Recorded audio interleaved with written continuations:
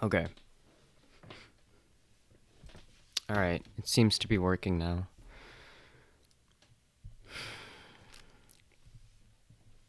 Hello.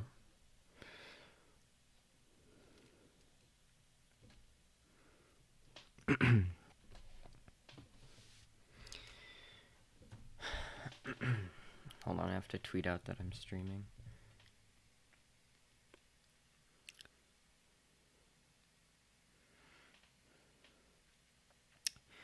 Yo, what's up, bud?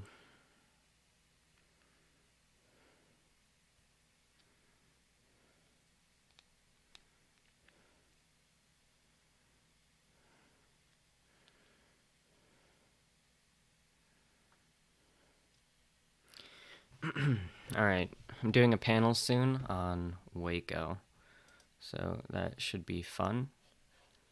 Holy shit, do I have 0 concurrent viewers right now? What's happening?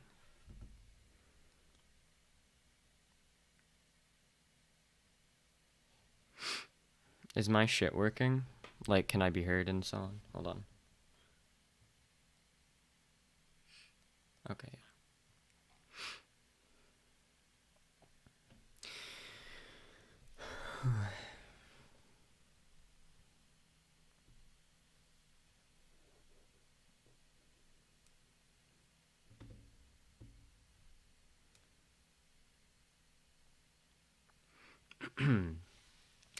Yo, what's up?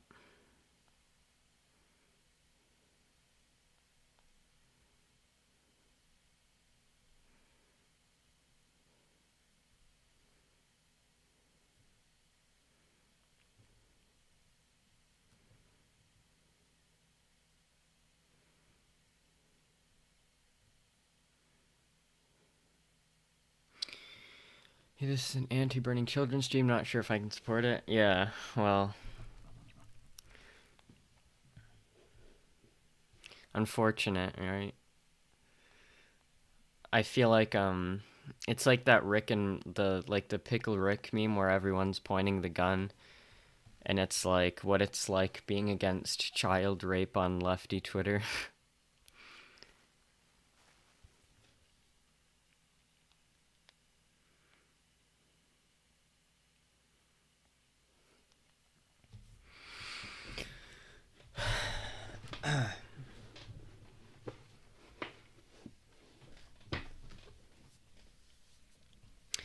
All right.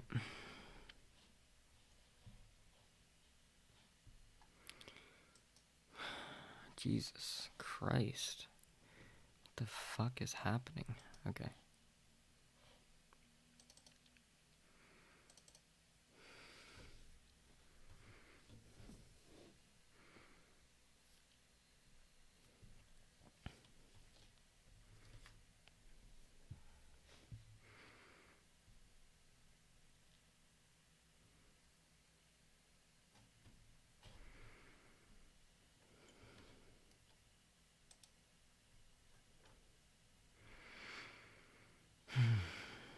All right.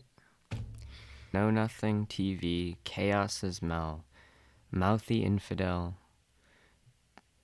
Vivian Wolf. How exciting.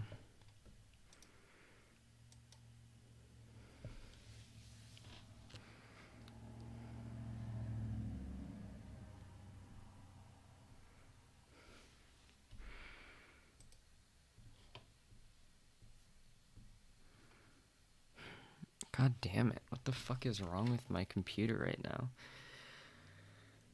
So slow.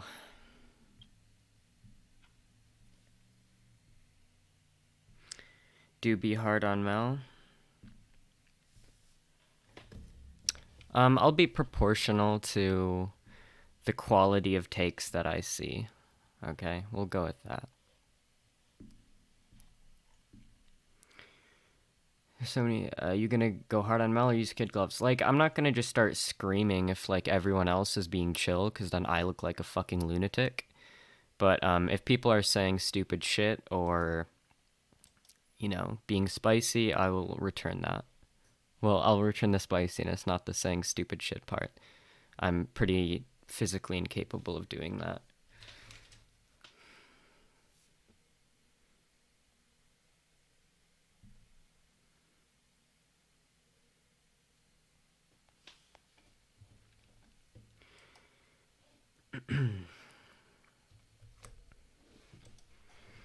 Just let me know if just let me know if like if the audio balancing is bad. I'm gonna have to rely on you guys, okay? Like if their audio is echoey or it's way louder than me or way quieter than me, just let me know.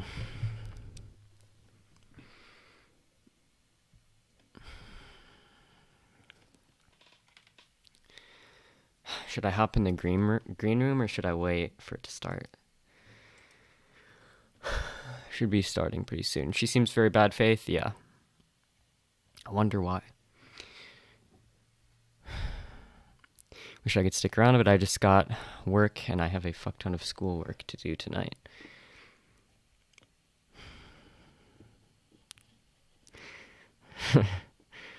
Okay. The green room will be awkward. Maybe for them. It won't be awkward for me.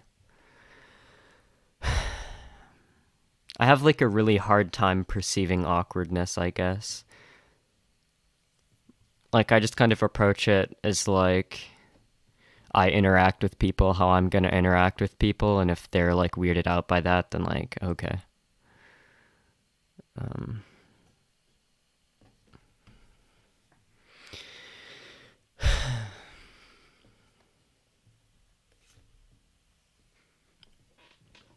I haven't done a lot of research for this, to be honest. I've done the bare minimum.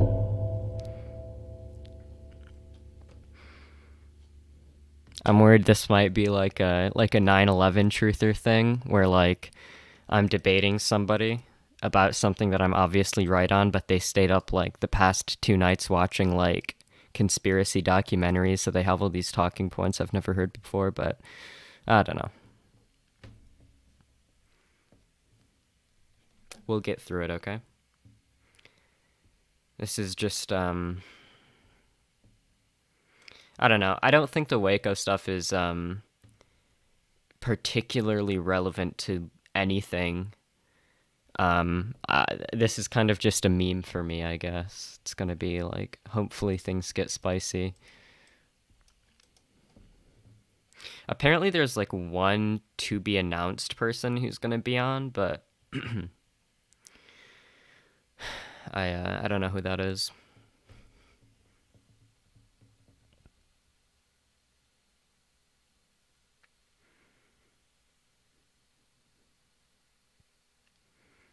What's Waco? Well, you're gonna find out, okay?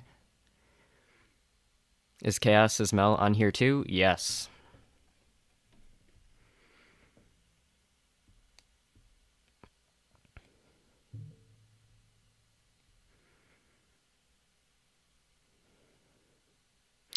The TBA is Destiny? Oh god, I hope so. That'd be so fun.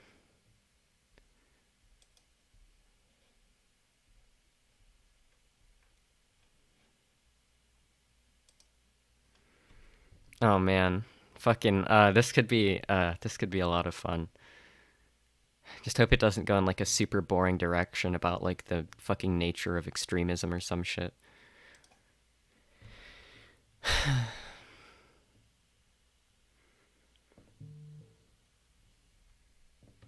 Monkus. Yeah. Destiny's doing a panel tonight at 7 EST. Not sure it's the same one. It could be a different one. Who knows?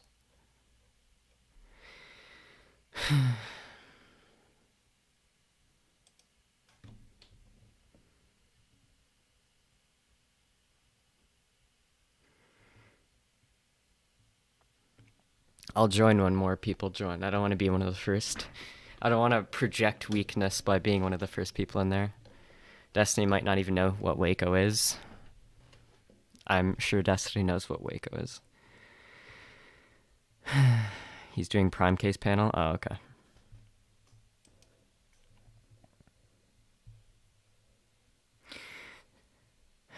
I suspect barely half this panel is going to contribute meaningfully.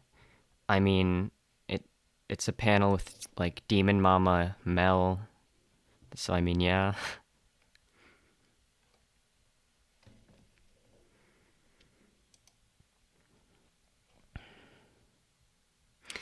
Chaos Mel is the genocide not denier, but would be bad if it is happening. Yeah. The same Caleb Maupin meme. The other half is going to be shouting about how the government is bad. Yeah.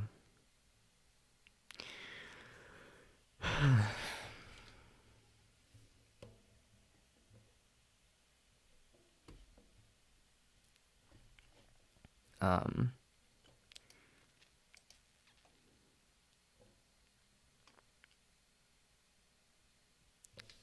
Destiny? That's a girl's name. Do you believe Destiny is a centrist on economic issues? I don't know. It's hard to like. One of the reasons I want to talk to Destiny is because it's hard to sort of differentiate like what policies he supports or doesn't support because he doesn't think they're good policies, and what policies he doesn't support because he thinks, or he doesn't currently support because he thinks that they're so sort of outside of like the Overton window or what's currently feasible that it's not really worth talking about. So I don't know. It kind of just depending. It kind of just depends on that. I'd be interested to talk to him about this sort of thing. I think that could be fun. I'll message him soon. Know Nothing TV. He's in. Okay, hold on.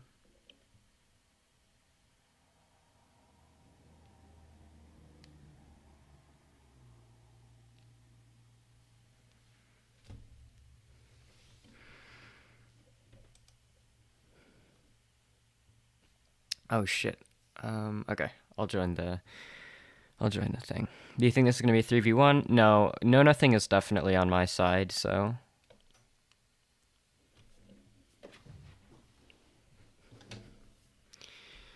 I don't know where Vivian Wolf stands. Vivian Wolf kind of did some like weird, cringy, nuance bro both sides shit in a quote tweet of me that I thought was really dumb. But I don't think she's like full on pro Branch Davidian or whatever, or like defending them or playing apologetics in the same way that Mel was. Demon Mama, I have no idea. Wouldn't that be a neat plot twist if fucking Demon Mama was on my side? That would be hilarious. What are the sides? I don't know. I mean, don't know about Demon Mama.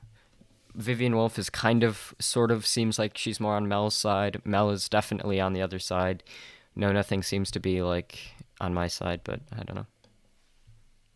Ultimately, I don't care. I'm just here to kind of meme, I guess.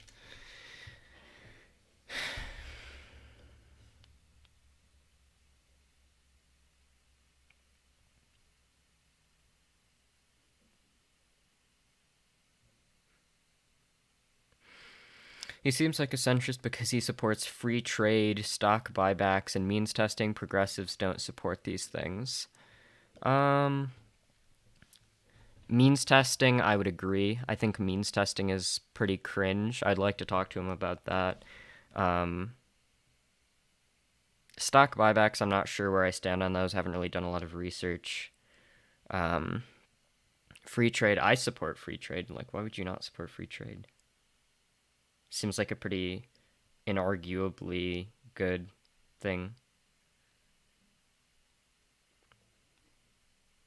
Oh shit, I gotta join this panel now. Fuck. Alright, I'm gonna turn off my video capture because I'm gonna turn my video on in the.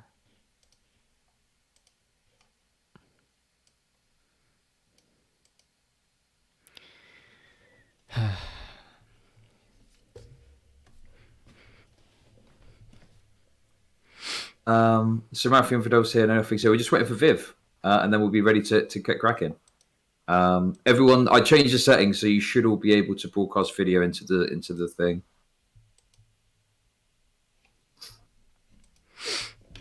Okay, so hey, there we go.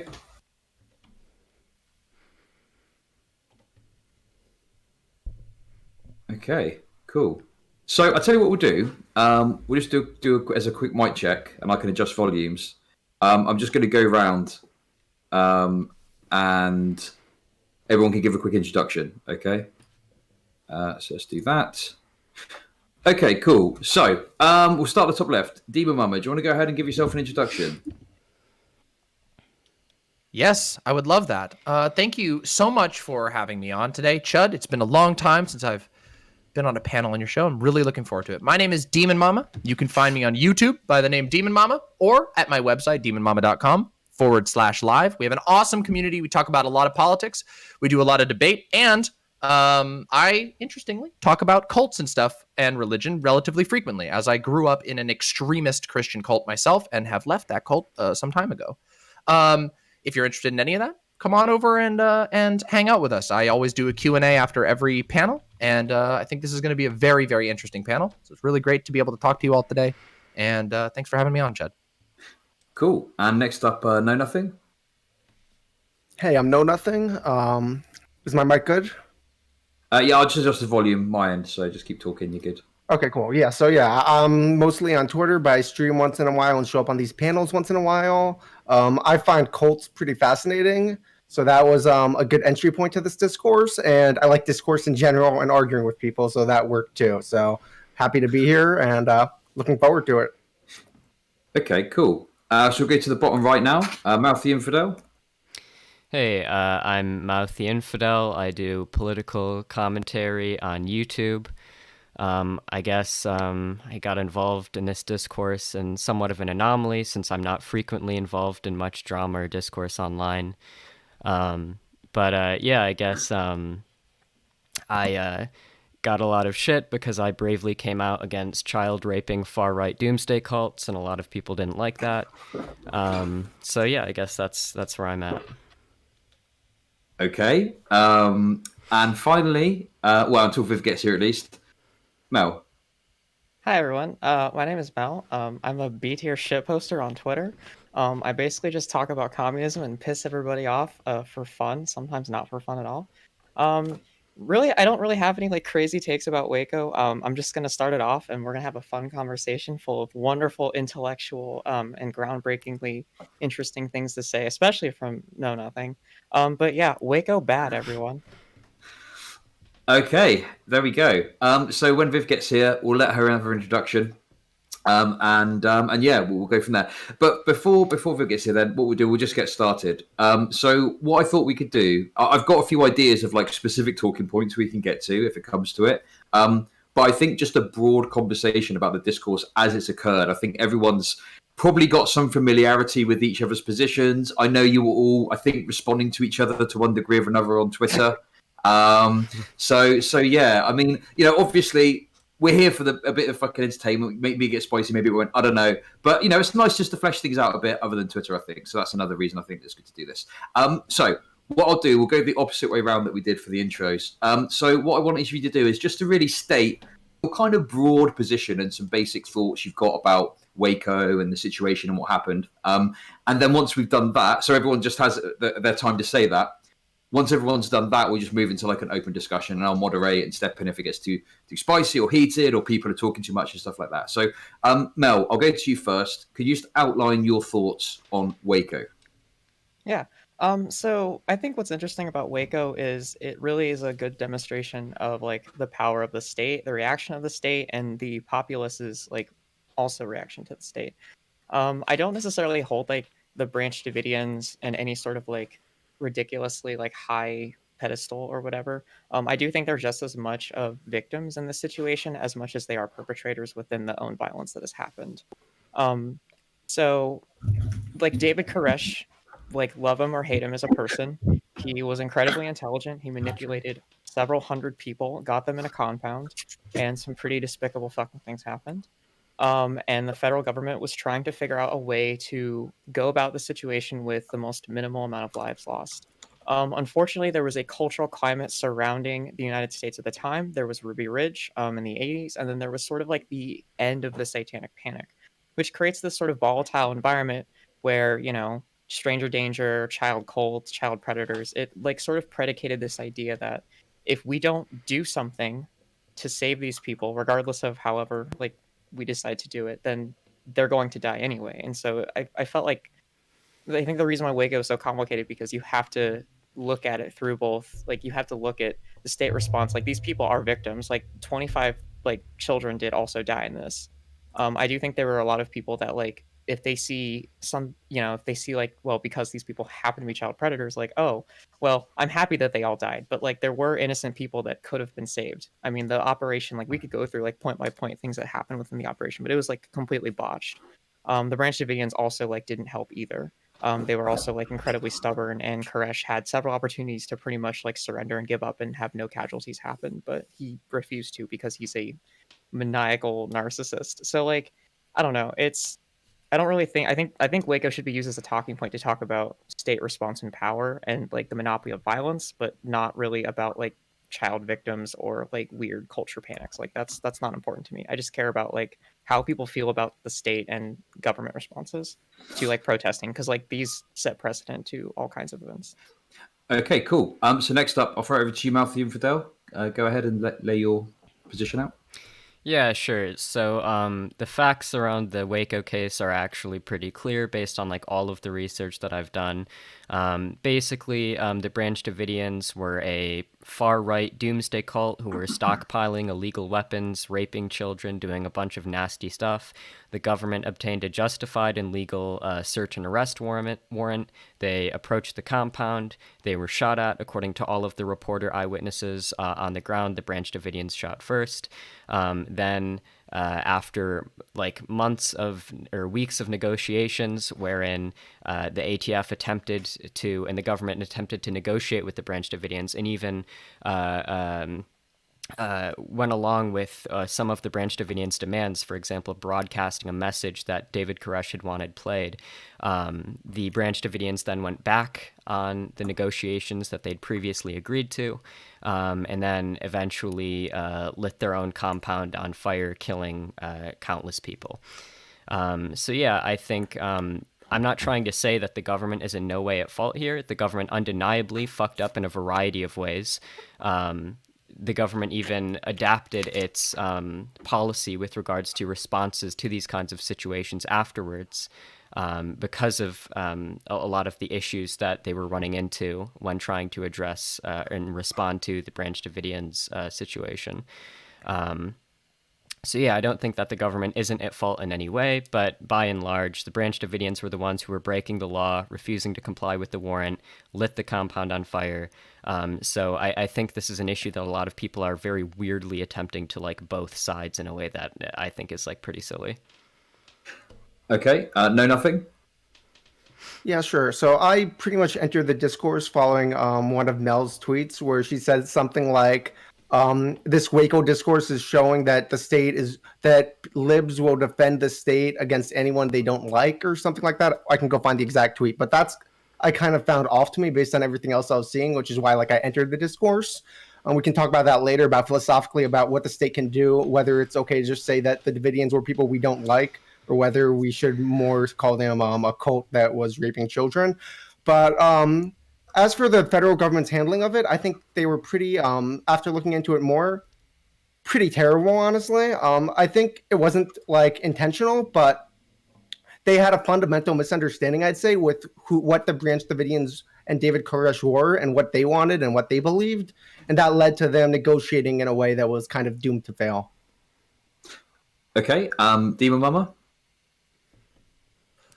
Yeah. Oh, thank you. Yes. So my position on Waco is that. So there's a couple of things I want to go over. First of all, there is no doubt that the history of the United States with regard to religious minorities in general is incredibly, incredibly spotty. Now, there are some religious minorities in the country that are terrifying, disgusting, right-wing, abusive, narcissistic cults like the Branch Davidians, and there are others that are not really described like that, who have nonetheless suffered targeting by the state. Damn near every religious minority in the United States, including Catholics, Mormons, even Scientologists, have at some time experienced legitimate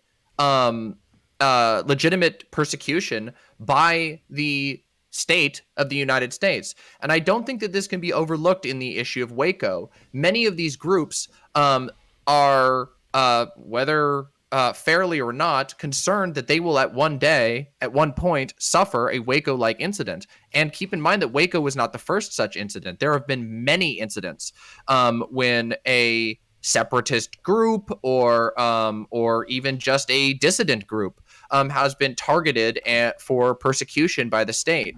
Now, does that mean that it's not warranted in every single case? No, I think that there was absolutely something that needed to be done about the Branch Davidians. However, what we have now seen, and now that we have the benefit of hindsight, 30 years of hindsight, we've now seen that Waco became a cultural touchstone for some of the most extreme examples, or the most extreme people in the conservative sphere, in the far right sphere. Timothy McVeigh cited Waco as one of his primary motivations for the Oklahoma City bombing. Alex Jones got his start reporting on Waco, and this has lived on in the anti-state rights mentality for a long time. And I don't think that we can easily look past the potential for radicalization that poor handling or even just imperfect handling of these events can cause, especially in the context of the history of the United States. And I think it requires us to begin to think about how cults are dealt with, how the state approaches cults, and especially how the state deals with extremist cults such as the Branch Davidians. I don't think this is a clear-cut issue at all. A lot of the takes I saw on Twitter, which I don't think I actually talked about this at all on Twitter personally, but I did see quite a lot of takes, and the takes on Twitter I can say were laughably simplistic. I don't really. I think there's some attempt to downplay some of that in this panel. I hope that people will just own up to what they said on Twitter. I saw takes going around such as the FBI was 100% correct. I saw things saying that memes being posted about FBI agents being shot, all kinds of stuff like that. But hopefully we can move past that and talk about more serious issues. But generally, that's my position. Okay, great stuff. And finally, Viv, because you just arrived, welcome. Hello, good to see you. I'll just, first of all, give you a chance to just introduce yourself, and then if you can give just a broad perspective and take on Waco, and then it'll just be an open discussion. So go ahead. Sure thing. Hey, I'm Mix Vivian Wolf on Twitch, Twitter, and YouTube. I mostly talk about cults and extremism on Twitch here, and I also write articles on Medium. But the majority of stuff that I do, I'm just posting constantly on Twitter. I have chronic Twitter brain. Yeah, Demon Mum was right. Like Timothy McVeigh was absolutely inspired by Waco, as were a slew of right-wing people, and still continue to be inspired by Waco to this day. Timothy McVeigh actually went to the siege, went to try and view the siege between the Davidians and the FBI ATF. I think he was definitely selling like bumper stickers and like pro-gun literature, but he might actually have been selling copies of the Turner Diaries as well, because he was pretty famous for doing that around gun shows. But I can't remember if he was selling them at that particular time. So yeah. I think Mel stole like half of my points, but But so I don't want to go over ground that's already been trod. But the angle I come at this from is like a certain degree of empathy for the cult members who are under like an extreme amount of coercive control.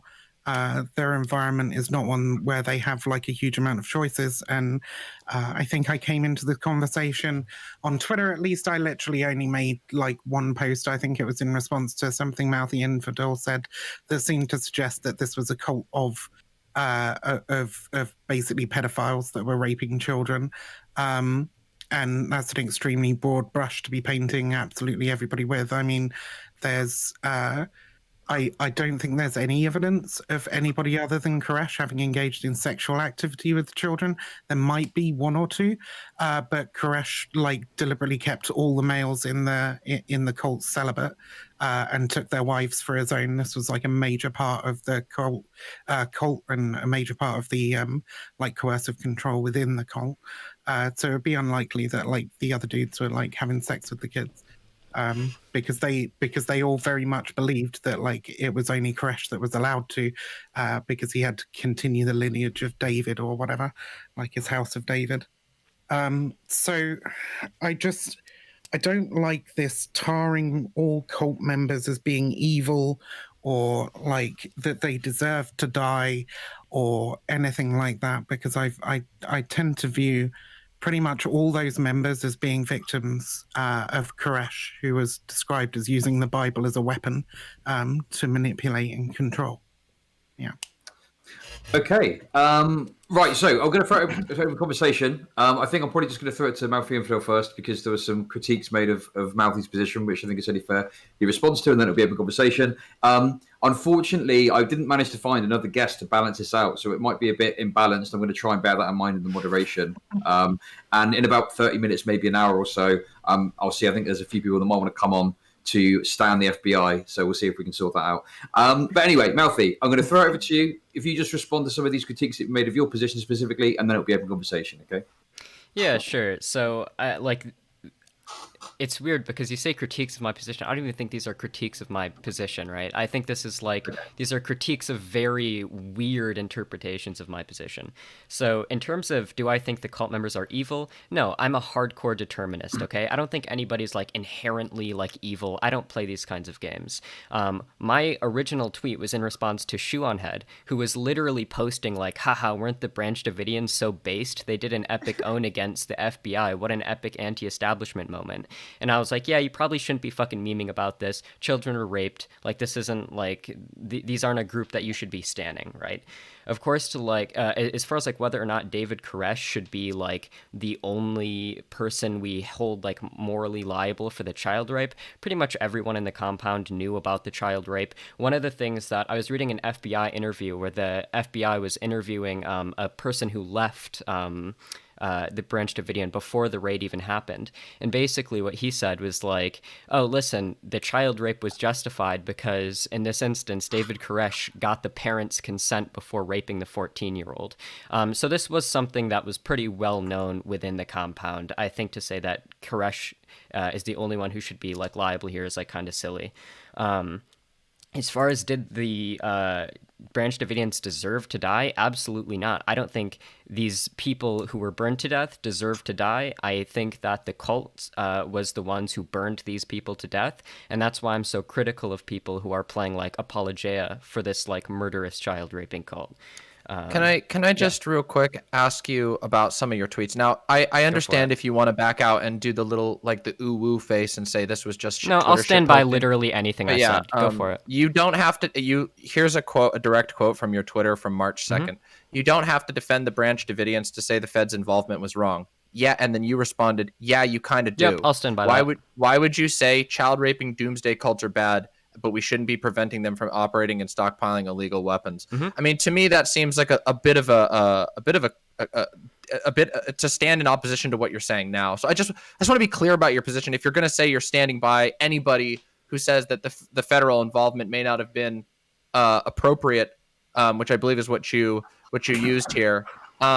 I think that is standing in opposition to what you're saying. So I don't really want to engage in like some little game of dancing around and ooh woo shit. Like I would prefer if people would just bring their positions up. I mean, you have an entire screed here of multiple tweets calling people who criticized how the FBI handled it, calling them lefty rape apologists. I feel like your rhetoric wait. No, you're not. This is not an accurate. Honestly, though, like Mouthy did straight up call me one. Okay, because you denied that there were. Okay, Mel is like. I didn't. Mel is very angry that I said. Okay, Mel. I'm not angry. Mel, wait. Okay, wait. Let Mel speak. Listen. Wait. Look, Mel, you posted. You posted a screenshot from Wikipedia after I said the cult was engaging in child rape, where you said Wikipedia though, and you showed a screenshot from Wikipedia that said like there wasn't child rape, even though that was like a completely out of context quote. If Demon Mama is gonna like try and critique people for trying to ooh around their points, maybe you should be pointing your finger at Mel, who literally posted a screenshot implying that there wasn't child rape. I was talking to you. I certainly have my critiques of Mel, but I was talking to you. So if you would like to defend your position, which stands in opposition to your opening statement, I just want us to be clear and honest. No. It absolutely You does literally not. said in So the wait, beginning. wait. I You heard. literally Wait, said in wait, the Demon Mama. I heard what I said. Okay, you already read the tweet.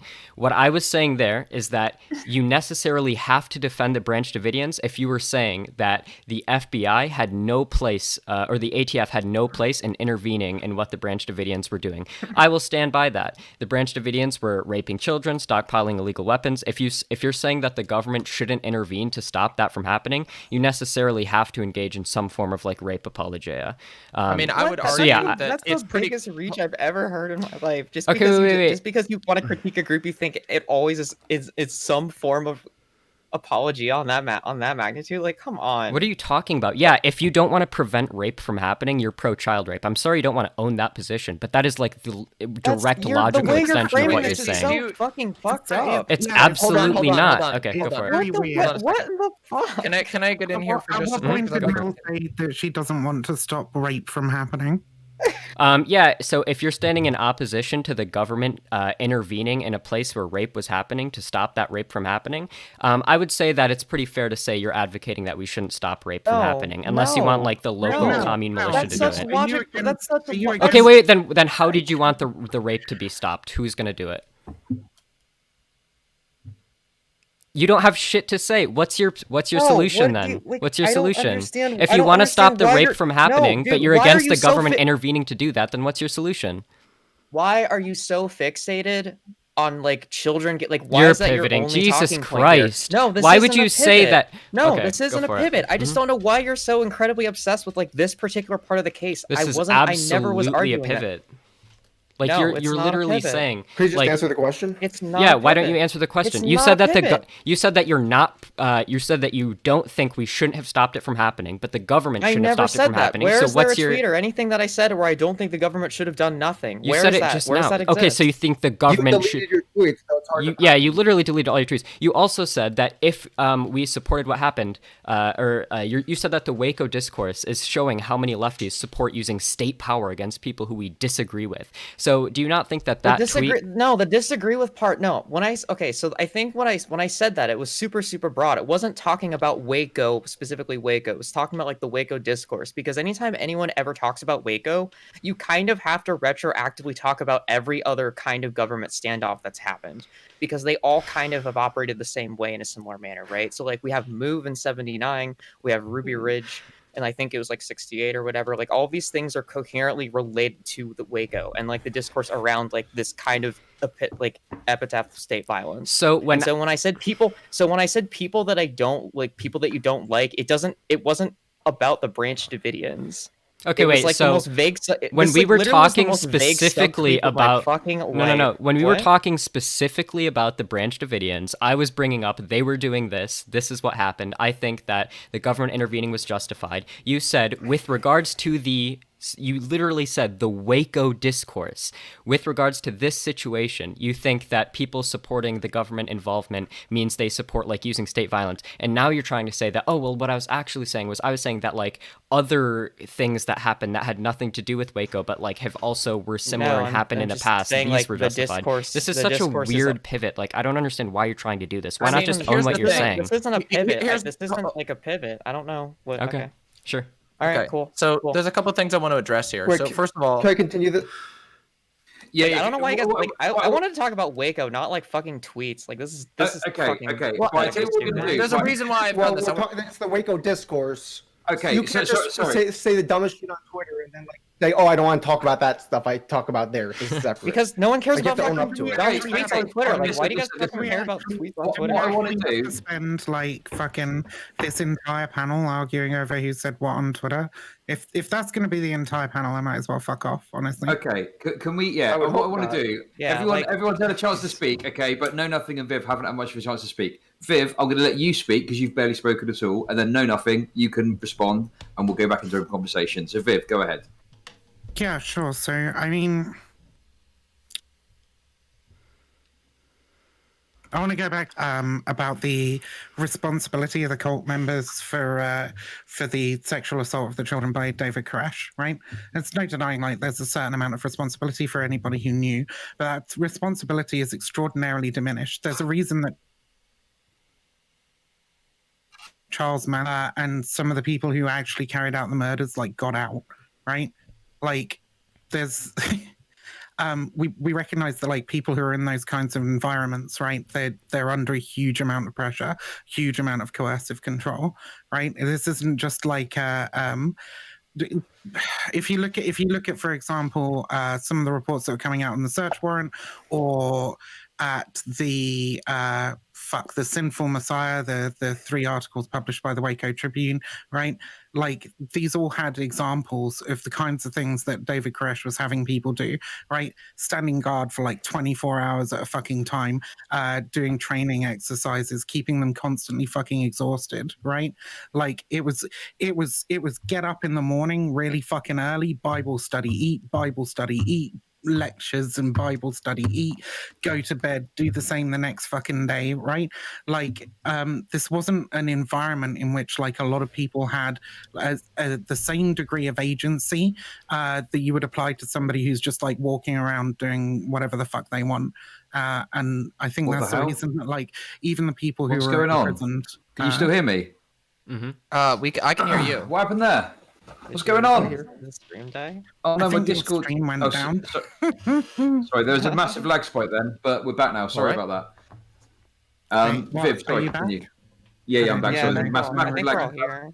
massive lag spike. The feds are doing their stream disruption gun. So Viv, go ahead and keep going. Yeah, dude, I'm But glad yeah, that's- but yeah, and I want to address the idea that I wouldn't just because like there were about 5 people who said it in chat, and I don't want to address chat all night, but I want to address the idea that I wouldn't say this about like the J6 rioters, J5, J6, and actually at the time when the lady was shot, like I was on Twitter saying, hey, please don't share like pictures of this lady's corpse being wheeled across Twitter. Like, imagine being the family member that has to fucking see that shit, right? I was also staunchly opposed to the people who were like, lol, lol, lol, stupid bitch, glad she died, etc. Right? Like, I recognized that she was also somebody who fell down to into an extremely socially isolating, controlled social environment with all the QAnon conspiracy theories and shit. So this is a position that I'm consistent with across all fucking cults. Like, empathy for people who are affected by cults and cultic mind control, like, is something that's very important to me. Yeah. So to build off of that, of what Vivian was saying, I'm like almost. I think we're really on the same sync in this topic. We're in sync on this, but there are, this is hardly the only cult that uses tactics like this. I mean, there's been significant documentation within Scientology of similar tactics, like standing guard for 24 plus hours, being used to essentially ensure that not only are people very isolated socially, like from one another within the cult, like every relationship has to be facilitated in these cults by hierarchical leaders. So you don't even get to have relationships with other members of the cult without it going through that leader in many cases, or a leader if they're in a case that's a little bit more distributed. I mean, part of taking somebody else's wife, right? Like, is like, it creates a divide between the husband and the wife.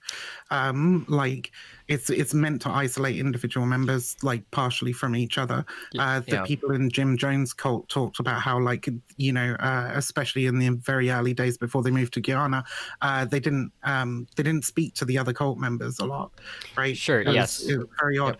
But you're absolutely right. But I just want to say, sorry, what you were saying about other cults using this is actually like how we would define a cult, or how cult researchers would define a cult.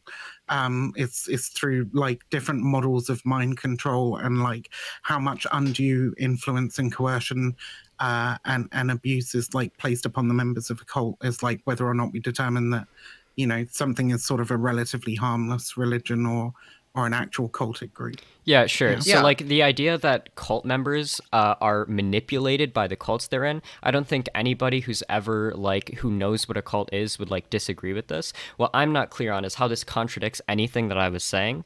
Like, apparently, you're trying to, like, critique me and saying that, like, I had some, like... Rapists, dude. That's what you said. I said they it was were a cult child raping rapist. cult, and it was. And the tweet well, that Demon, hold on a the second. tweet that There's a Demon couple Mama of brought things up. I Wait, can wait, wait, wait. Demon Mama literally brought up a tweet that was just me saying that if you don't support the government stopping this thing from happening, then you support this thing happening. The idea that you could somehow like warp this tweet into being some individualistic, moralistic like condemnation of every single person in a cult is like really, really strange to me.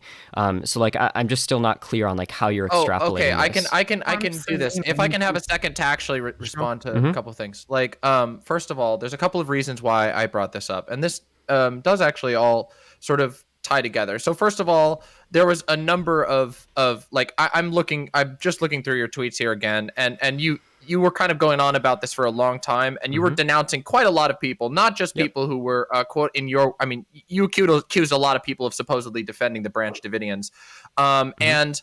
Well, I mean, Mel engaged in and- denial that there and- was rape, so yeah, I was, yeah. No, I didn't. And deny okay, that I there don't was rape care. there. Listen. She did, but okay. Please. No, she didn't. Like You my- decided to interpret her fucking tweet that way because, like, everybody on fucking Twitter, and most of the people Her in this tweet fucking circle, was when they're doing this responding. very Her bullshit, tweet was wanted- responding to me, and I was claiming that there was rape. Wanted She to- responded Okay, with I a don't care. screenshot I from don't fucking Wikipedia care. about Let how me there talk. wasn't I was rape. trying to Okay, talk. Let me you talk, can for weasel a fuck's lot sake. I out know of it you now wanna, if you like, want, but that's fine. Okay. Your tweets. Okay, listen. The fact of the matter is, You the brought up reason why tweets I first, brought this Demon up and Mama. the I don't reason know why I what think you're. this is- You're Yes, I literally brought up the trying to bring up because I wanted tweets to right be now, but clear okay. about people's positions. Yeah, same here. Me too. Me too. So I don't know why you're taking issue with Jesus it, but go ahead. Christ. What I'm trying to explain here is you, like, literally, I was asked a question and I have not been able to give my answer. I would like to give my answer, okay? Here's the reason. The reason why I've brought up tweets here is because, first of all, this did start from tweets. There was a lot of tweets said, and I want to be clear about people's positions. Yeah, me too. So And- don't complain about me doing it. And I would like to speak. Thank you. And the reason why I think these tweets are important is because I think that there is a problem that happens, and this has, in my opinion, in the extensive research that I have done, not only on Waco, but on many cults, there is a problem in the discourse around cults that centers both around part one, what Vivi and I were both talking about here, which is the fact that oftentimes the actual structure and function of cults is not understood at all, which leads to demonization of individual members of the cult, and that leads to bad outcomes when it comes to how the government interacts with cults. And this is a predominant idea that proliferates through our society. I mean, on Shinrikyo, like the leader was agree. fine, but I agree. only like 12 of the fucking members, and it's like Yes, but it's fine. It's so that's the first part, and I really think that this proliferates. This idea proliferates up to the top levels of government in how cults are actually handled, in how they're looked at, and how they're understood, and they are approached often with a sledgehammer when they should be approached with a scalpel. Now, the second part of this that frustrates me is that there are very real and very legitimate concerns about how the ATF and FBI conducted themselves in this and in previous situations, and likely in future situations, given that this has been a pattern throughout all of history. We have had arrested Koresh while he was out running. Like that's They had arrest warrants for 8 other members of the cults. This wouldn't have Yes. solved the problem. Okay, They also had we can- seizure we can warrants for the argue- weapons. okay, we so can- like, I we don't can know. argue about the details once I'm done making my fucking Absolutely. statement. There's a reason why I wanted to really want to get my point out, because I think it makes a lot of sense and it can give us some progress. So I would appreciate just a few more seconds. Bear with me. The reason why I think it's really important that we address the fact that that characterizing anybody who has any critiques of the government or who has significant critiques of the government's behavior as a child rapist apologia, which I don't know, you can go down and drill down into the specifics, but there was a lot of broad condemnation of people who had problems with the FBI. And No. I think That's incorrect. Excuse me, let me finish my statement, for the love of God. Sure thing.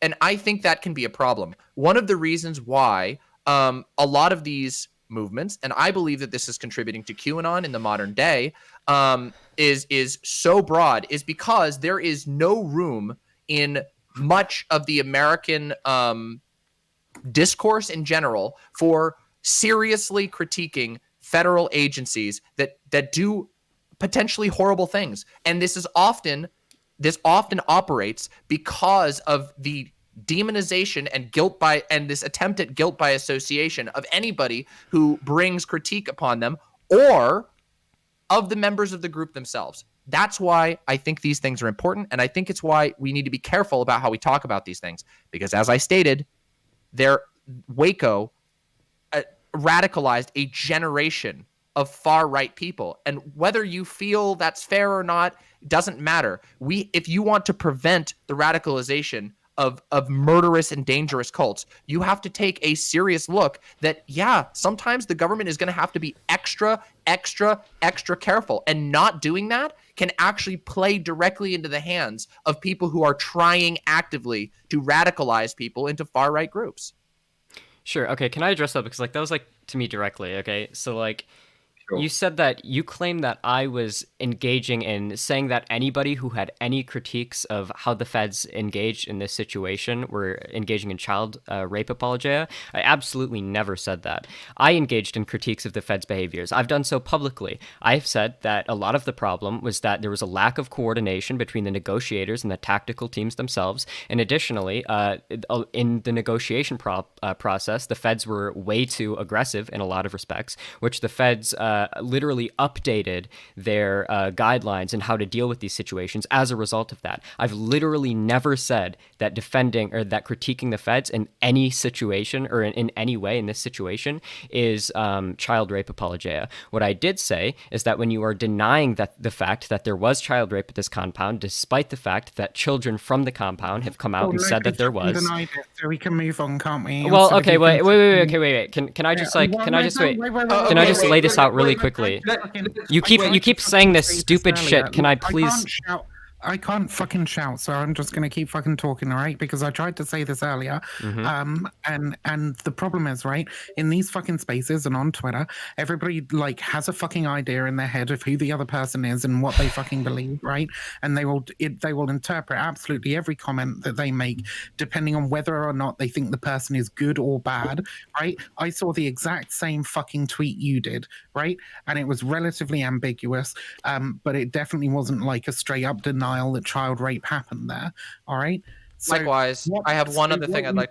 well, it doesn't, Wait, doesn't okay. matter whether you're Okay, going, right? Because if two people can have two different No, interpretations, no, of wait. that tweet, This is gonna that keep means coming that up. there's multiple fucking ways to We interpret.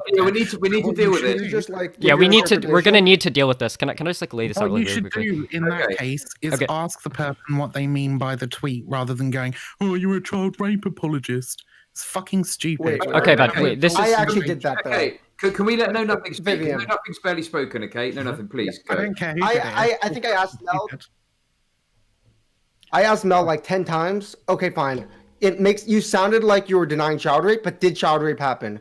Did child rape happen? I think I asked in like 8 Why do you separate care? tweets, What- and her why? response Why was do you keep always to asking me pivot that? and avoid answering the It's not a question. pivot. It's because What? it's a dumb question. Like, why? It's obvious that it happened. Why do you need confirmation Okay, wait, from wait. me? Oh, Like, thank why does you. it matter? I'm Why glad does you it matter? finally owned up to I it now. appreciate that. Okay, wait. Can I No, just I lay this just- out really quickly? Like, okay, so okay. like Vivian's saying No, that like because I was and- unreasonably interpreting this because I like You came to were that conclusion. though, because Sure, you sure, guys wait, have wait. this like really Okay, weird wait. bias. No, you Alright, guys sure. have this like really No. weird bias. No, that you guys Wait, have to, let me. like, Can I just? Vivian's Can I not lay right. out No, exactly what I happened? don't listen to talk at all. It's The actually- entire fucking time. I listened to you fucking no. I listened to both of you fucking ramble on about bullshit the entire fucking time, dude. Like I honestly, barely talked. I Give me a don't. break. I no. Actually, no. Nothing has not talked that much. So no. Actually, we'll just make fun of Mouth. It's fine. Sure. Look, dude. Like honestly, if you.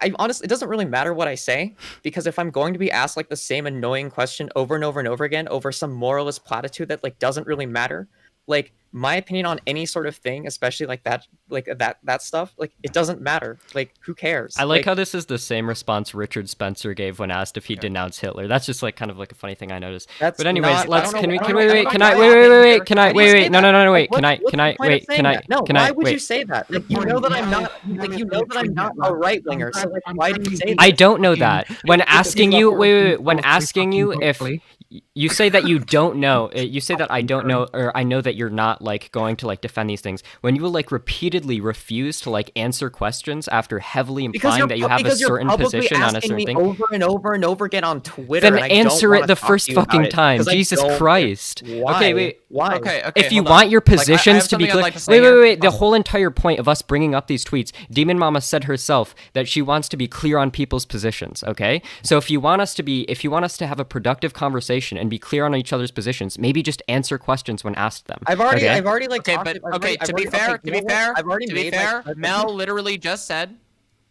on this panel right now Obviously, it fucking happened. that yeah. it obviously fucking happened. After So heavily whatever you implying think- that it didn't. Wait, hold on Why- a second. no, Hold on I a didn't second. lie Wait, on Twitter. Why just- do you? Can you shut the fuck up, Mel? Thank you. I just really want to say No, something here. you Please. shut the fuck up. Okay.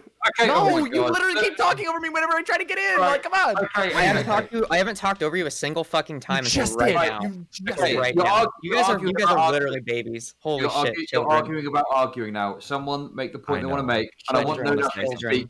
I want No children. Nappy to speak for a little bit at some point. So, right, who's speaking now? May I? Is that Yes, fine? go. Yeah, fine, go on. Thank you. I appreciate that. This entire thing, this panel started because of the discourse on Twitter, and what I'm hoping that we can do is dispel this. Now, when Mouthy Infidel says that Mel did not answer questions directly on Twitter, okay, all right, well, we've sorted that part. Now, I would like to turn it to Mouthy, and hopefully we can acknowledge that there may be some flaws in Mouthy's way of communicating his position on this.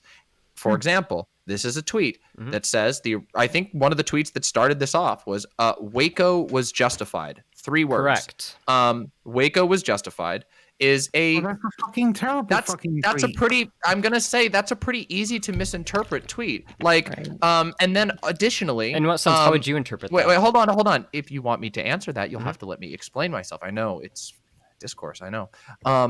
But so you have a tweet that's very simplistic, sort of hot take style tweet. Waco was justified. Well, does that mean everything about Waco was justified? Because it sure seems like that's what's being said when you follow up with all kinds of things, like other statements that you made along here, like the one I read earlier, in which you stated that if you think the government's involvement was wrong, well, was wrong. Does that mean in part or in whole? Your statements are easily as vague, and I say this as somebody who. Yeah, I only think if you that it's fair to say that. very selectively cut out like a few different You things. also I said accused repeatedly. Shoevehead, for tweeting a meme. You accused Shoevehead of doing apologia. I think That's I correct. think that I think what's happening here, Mouthy, is that you're unwilling to acknowledge that perhaps you don't have god tier rhetoric on Twitter, and that perhaps people could misinterpret you. Now, I would like to ask you, so that we can move on from Twitter once and for all. Just to be clear, do you believe that everything that happened at Waco was justified, as your original tweet would entail? I have said repeatedly. Simple question. Answer the question. I have Simple said, question. Mel, okay, Demon Mama, can you shut the yes or fuck no? up? Do you Can you think shut the everything fuck is up for justified? 1 Yes or second no? so that I can answer your question? Why Jesus are fucking you Christ. being so weasel? You're pulling a Stop, Mel stop, right now. Okay, listen. Demon Mama, Right. name Let fucking- Mouthy Infidel speak, okay? Right, Mouthy Infidel, give your answer, and then we'll move on. Okay? I have said You're pulling a repeat. Mel. Wow, this is very positive conversation. Let's try not to denigrate each other as Can much I as that. can I Come on, finish? Mouthy Infidel, go. Can I answer Yes, the question? Please, go. Okay. Please, So, yeah, I've said repeatedly that I've said in this conversation, Demon Ma, I know you have a really short memory span. That's fine. I've said repeatedly throughout this conversation that several of the ways that the ATF acted in was not justified. There were several strategic errors that the ATF made. I've been open on that, both on Twitter and in this conversation. So I don't know, like, why you're accusing me of not answering the question. This is, like, very weaselly, like, bad faith attempt at a gotcha. But, yeah, so... I don't think it's just strategic errors. I mean, there's like they didn't enact the plan on paper. They didn't. They still went ahead with it when their plan had been kind of fucked right ahead of time. There was a whole load of shit. But I also don't. That's a think, strategic I think error, I said though, this isn't it? before, and I think that Demon Mama alluded to it earlier. I don't think even if they'd have done everything perfectly, I still think they would have fucked it up. Because of like their limited understanding of like how to deal with this kind of cult, and also because of like the cultural pressures that were on them at the time that Mel was talking about in her opener, with sort of like you're coming towards the end of the satanic panic. There's like a shitload of stuff about child abuse floating around, and the ATF would, the FBI would definitely being pressured to deal with Koresh because of that. yeah, I think they would have fucked up no matter Well, what. like, something but that's they, interesting to know yeah, too they is could have like done a better job. Koresh like knew when they were bugging the compound. Yeah. He Like knew they were they bugging the compound. He knew who the FBI inside agent guy was was. who infiltrated the compound. Yeah. He knew 40 minutes ahead of time because some fucking reporter had like gotten asked for directions, like that the ATF and the FBI were on their way. They didn't just fuck up. They like colossally fucked up, and it resulted in the deaths of the vast majority of people who were in the compound. Yeah, I don't know And if there were, like- anybody's there were, like- disagreeing that there were a variety of things that were massively fucked up. I don't think anyone's disagreeing with that. Okay, I just want to throw it over to Know Nothing, and we're going to let Know Nothing speak for a couple of minutes because I want to give him a shot. Okay, Know Nothing, please go. Yeah. First, I feel like the double standards being applied to Mouthy Infidel compared to Mel are kind of insane. Like his tweets were maybe a bit ambiguous, but to compare that to Mel, where like a reasonable observer could have like interpreted her tweets as denying the rape, God, really? and her God. consistently refusing to answer simple questions, comparing that to Mouthy is insane. Yeah, Mel's I optics on clarified Twitter are my a lot worse, position but let's put several that behind times us. too. We now have our answers now. It's just like comparing those two is insane to me. As to Why do you guys care about like? It is a valid point. Like I said this to Mel earlier. Like I had a ding go off in my brain when I saw her fucking tweet like recently. It was like genocide bad with the pleady face, and then fucking like Waco bad or whatever it was, like child abuse bad with the pleady face, right? And I do kind of fucking get this, like the constant fucking sea lining to like get people to deny or disavow things. Because you have this preconceived notion of who they are and what they believe in your head, and you just want them to like, yeah, it's really fucking obnoxious. And like, if I was getting that, I'd probably tell you all to fuck off. Okay, so if you think that it's unreasonable, okay, let me like again just lay out what happened so that everybody is very clear on the situation here. I tweeted something claiming that there was child rape. That was like the whole point of the tweet, was like pointing out that there was child rape happening into the compound. Mel quote tweeted me, said Wikipedia though, and showed a Wikipedia screenshot where Wikipedia was saying that like during the raid there was no child rape at the compound. That's it not seems what the to Wikipedia very article said, by the way. Okay, sure.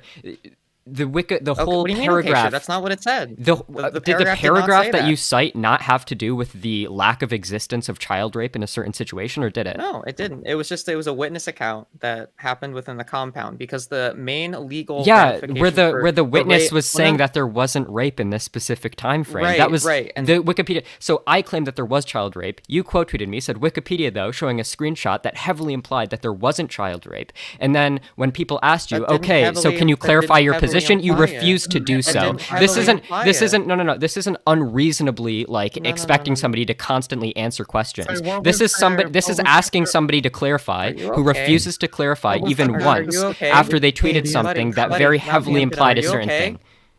Yeah, I'm fine. I'm doing great. No, Okay. it's You fine. just sound okay? pretty upset over this like Yeah, I don't like. Yeah, I don't like the Oh, same no, weaselly shit that the okay. fucking groypers engage What? in. Seeing it from the left is pretty irritating to me. Yeah. Okay. I'm not a So- groyper though, so hold like, I on don't a know what your second. problem is. If I Like, could don't get know what something your in problem here, is. I'm not I- like a right winger, so I just mean, for I the don't know what your- record, It's hard to tell what your personally think- positions are.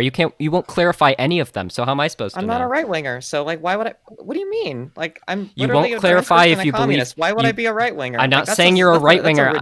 I'm not saying you're a that's a right winger. ridiculous But when you're assumption. But you keep bringing it repeatedly up, though. You're refusing like, to "Wow, like a clarify right your winger." He's like, positions, "Of course Well, I'm not a right winger. I'm saying the so- rhetoric that you're engaging We in know is- you're not a right winger. Yeah, like I Chud, don't know why where do you you got have this that? idea Chud, from. Chud, Why do you- you should why do call you- this. why- You should call this episode "Oil Wrestling with Mel and Mouthy Infidel" because this is the Like- slipperiest shit. It's both of you trying to weasel out of the fact that you both obviously were using inflammatory language No, about no. this event, and now you're trying to back it up. Listen, I'm sorry. Inflammatory, maybe. no, I no, no, clarified no, my I'm position talking several now. You times. had What your is this fucking fucking turn, both my dude. sides So shit? angry. You've had your Everyone's so turn. It's mad. my turn. Listen, You guys are if you always have, so if you mad. drop a take like X universally recognized horrible event was justified, period, is extremely ridiculous. And then you go on a thing saying, "Oh, the Vosh court is super mad about this. Stay True. mad, die mad, haters." They were Like, they that were is pretty mad. 100%. I'm sorry, that is Weasley as motherfucking shit. And everybody here, I I'm sure the clarified my entire audience- position several times. Everybody- Unlike Mel, Excuse me, everybody in the Go for world it. knows that that's a Weasley thing. However, I am willing What's to say that for Weasley? the What did I do purpose that's For the Weasley? purpose, excuse me, let me finish my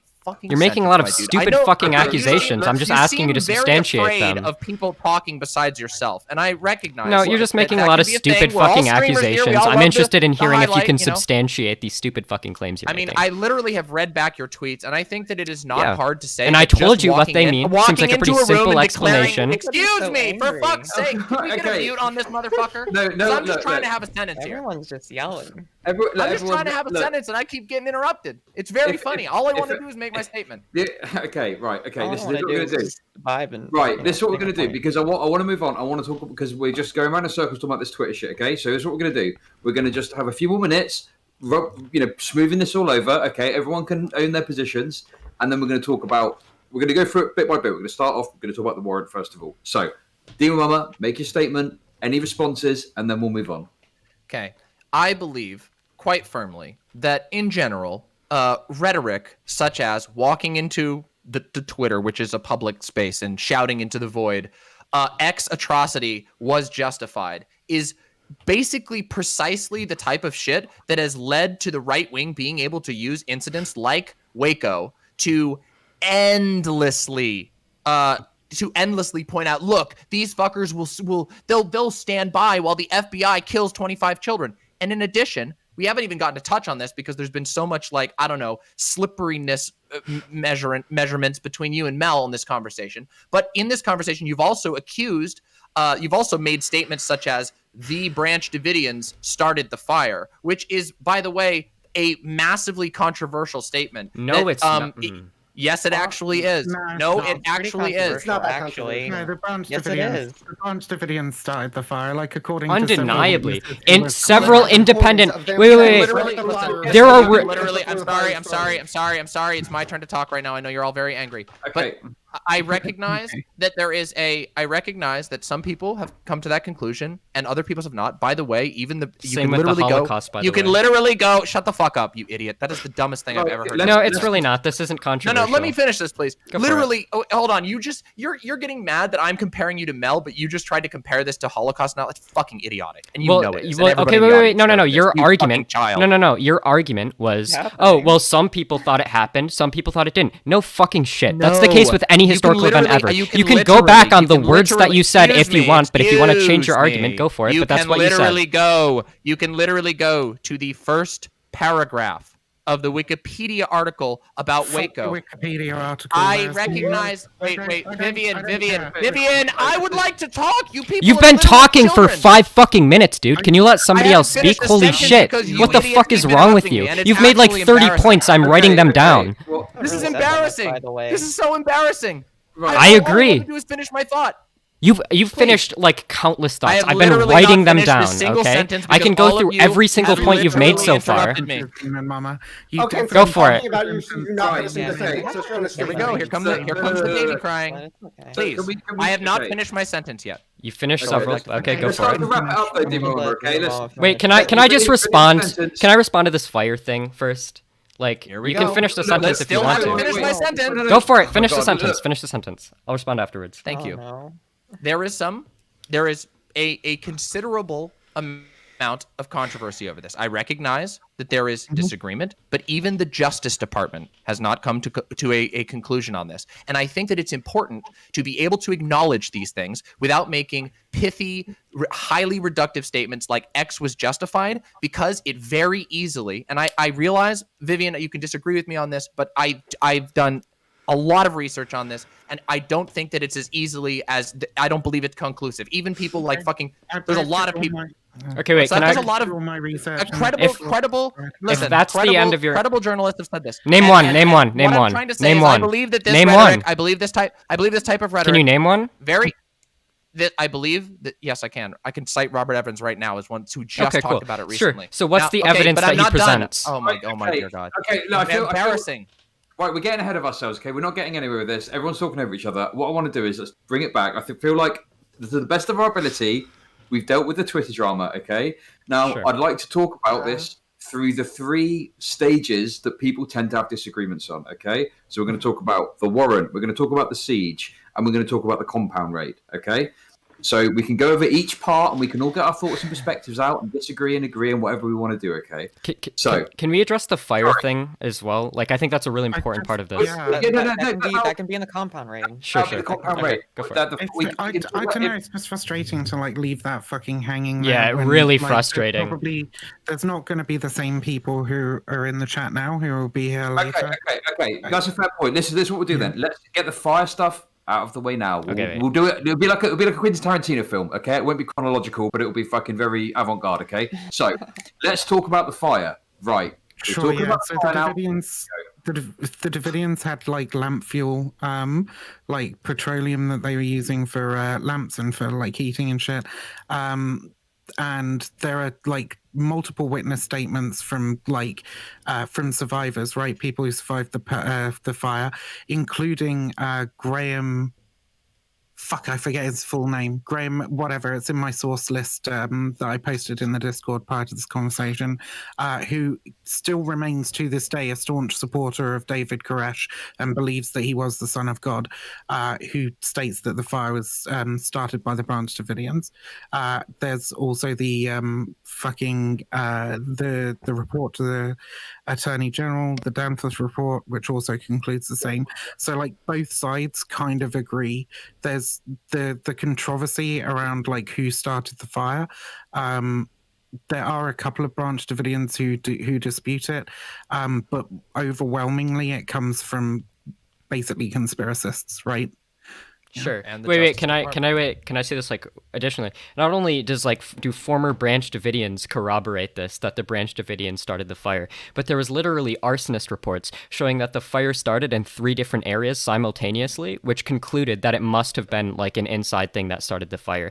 Additionally, the grenades that were thrown into the compound that Branch Davidians say started the fire were fired in, according to this same report, like 4 hours before the fire started, and the people who did the report concluded that there was no way that the government actually started this fire. Like, this isn't a very like controversial thing. Demon Mama, if you have controversial evidence, I would like to hear it, but my assumption is that you really haven't done any research and are just like saying it's controversial because Wikipedia said so.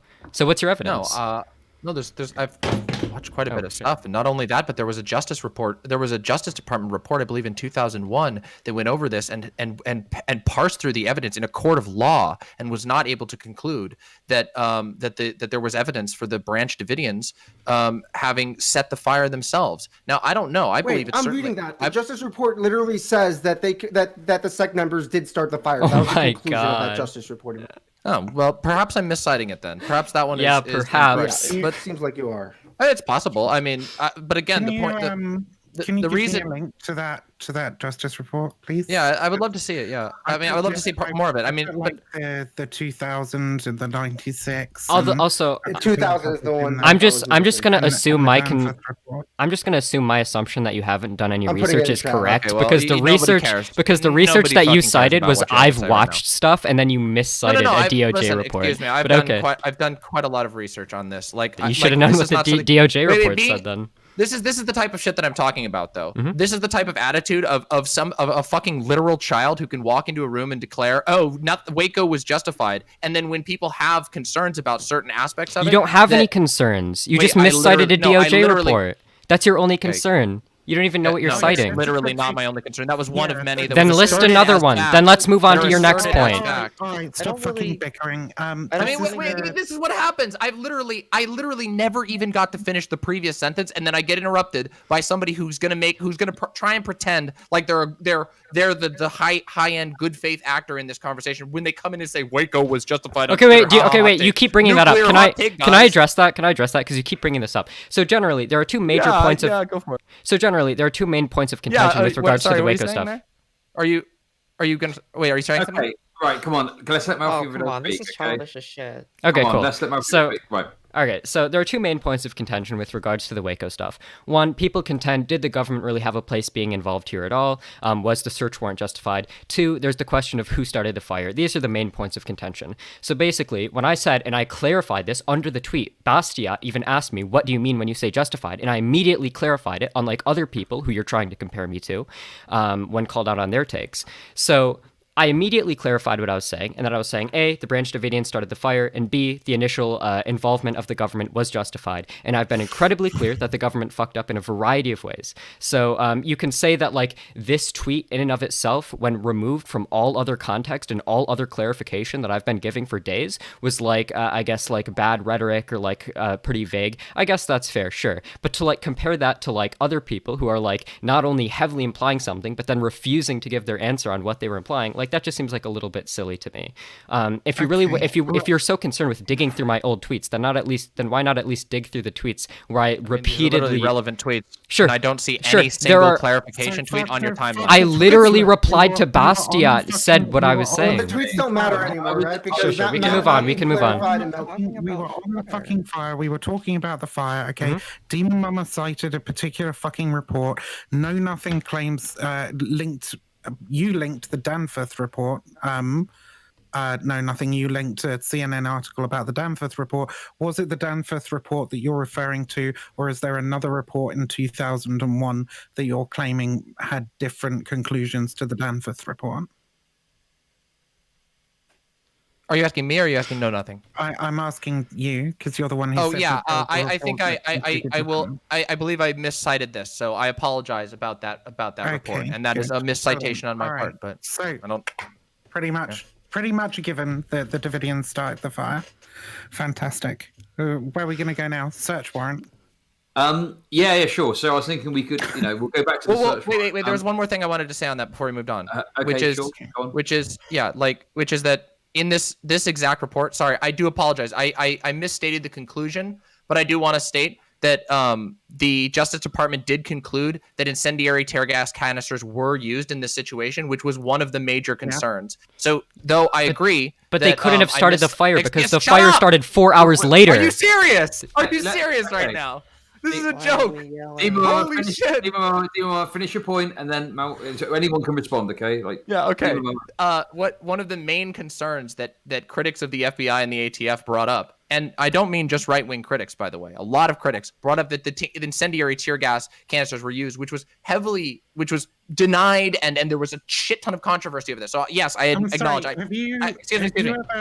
have you ever like been to a protest or anything and like had like seen tear gas what kind of tear gas canisters aren't incendiary? I don't think I've ever seen Well, any. there's two kinds. So there's like Yeah, a hyper compressed. There's like a hyper compressed tear gas canister, which is like usually used. I don't remember how it ignites, but it's not like the ones that they use for crowds. It's usually used for like inside of flushing out for buildings. And because Alright. of the force that because of the force and how they're designed, like they can potentially be sparked by really anything because they're just volatile. Because there's just no stuff Literally in them. every tear gas canister I've ever seen would like fucking burn your hand off if you Okay. tried. Can I address this tear gas I can cite canister this thing? for you. Oh my god, this both was a double interruption of my point, and now I would like to be able to say what I was trying to say. There is literally I have a citation for this. The FBI claimed that they used non-incendiary tear gas canisters on multiple occasions. This was later confirmed, and I recall, and I apologize openly for misciting the conclusion, but this was what I was remembering, and I can I cite this. wasn't trying to get a dunk on you, Demon I Mama. know, was literally just, like, but asking there's a about great. I know, non-incendiary but tear the gas.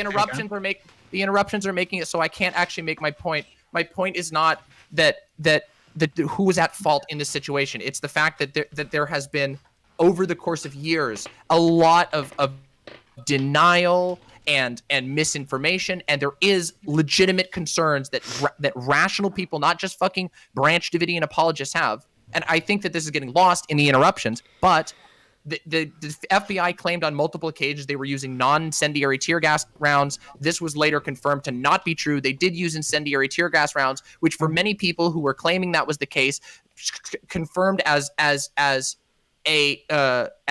proof that the government was lying to them further. And this is how these things this is part of the problem. Yeah. That Okay, people sure. become validated. That's what's really, really frustrating about the entirety of Waco and why it's so persistent is because, you. like a lot of conspiracy theories, there's like these kernels of truth, and there are lies told about these situations, or there are things that get confused. The whole they're shooting us from the choppers thing, right, is a really, really good example, because there's like that the phone call that I think the negotiator has with Koresh, where Koresh is just like, "You're a fucking liar, dude. They're shooting at us from the choppers," and the negotiator doesn't have the information available to him to tell to to be able to tell Koresh that like the people in the choppers are armed only with like 9mm pistols and like well out of effective range for those weapons. Can right?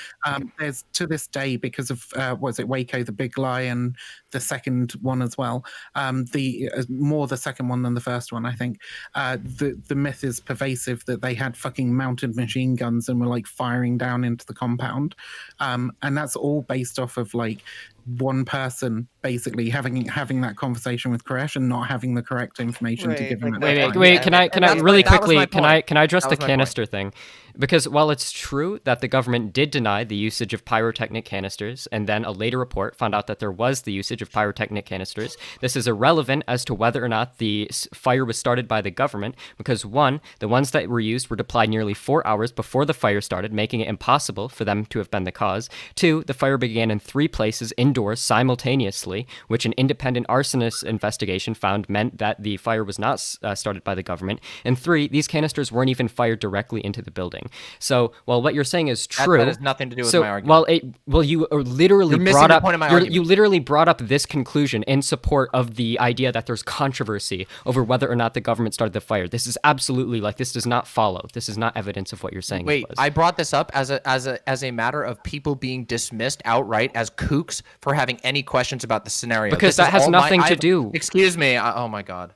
Can we Every stop trying to get dunks here? Because we're like, I'm not trying to get dunks. I'm trying to hold people to their positions. I've not been trying to get dunks at all. I've been trying to bring out the point that not you, Demon Mama. I was talking about Infidel. No, I'm not trying to get dunks. I'm holding people to their positions. You said there was controversy over who started the my fire, position. and you brought up this report as No, I'm evidence saying of that there has been a ridiculous Fuck's amount of an employment of very, very, very confident and I would argue inflammatory, interestingly, rhetoric that leads to the exact problems that I am most concerned with in this situation.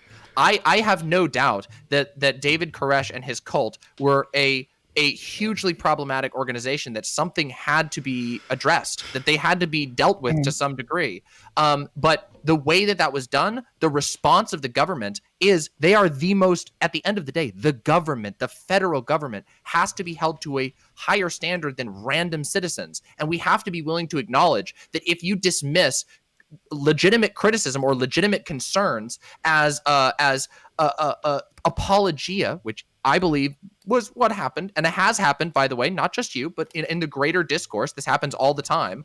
That leads to an environment in which people extremism festers, and we have a huge problem with extremism to this day, because when you have the feds who obviously knew whether they deployed incendiary grenades or not, refusing to acknowledge that, which you have corroborated on. I've corrected my miscitation of that particular study, and everything's been sorted out. To be fair, nothing corrected it, but go for it.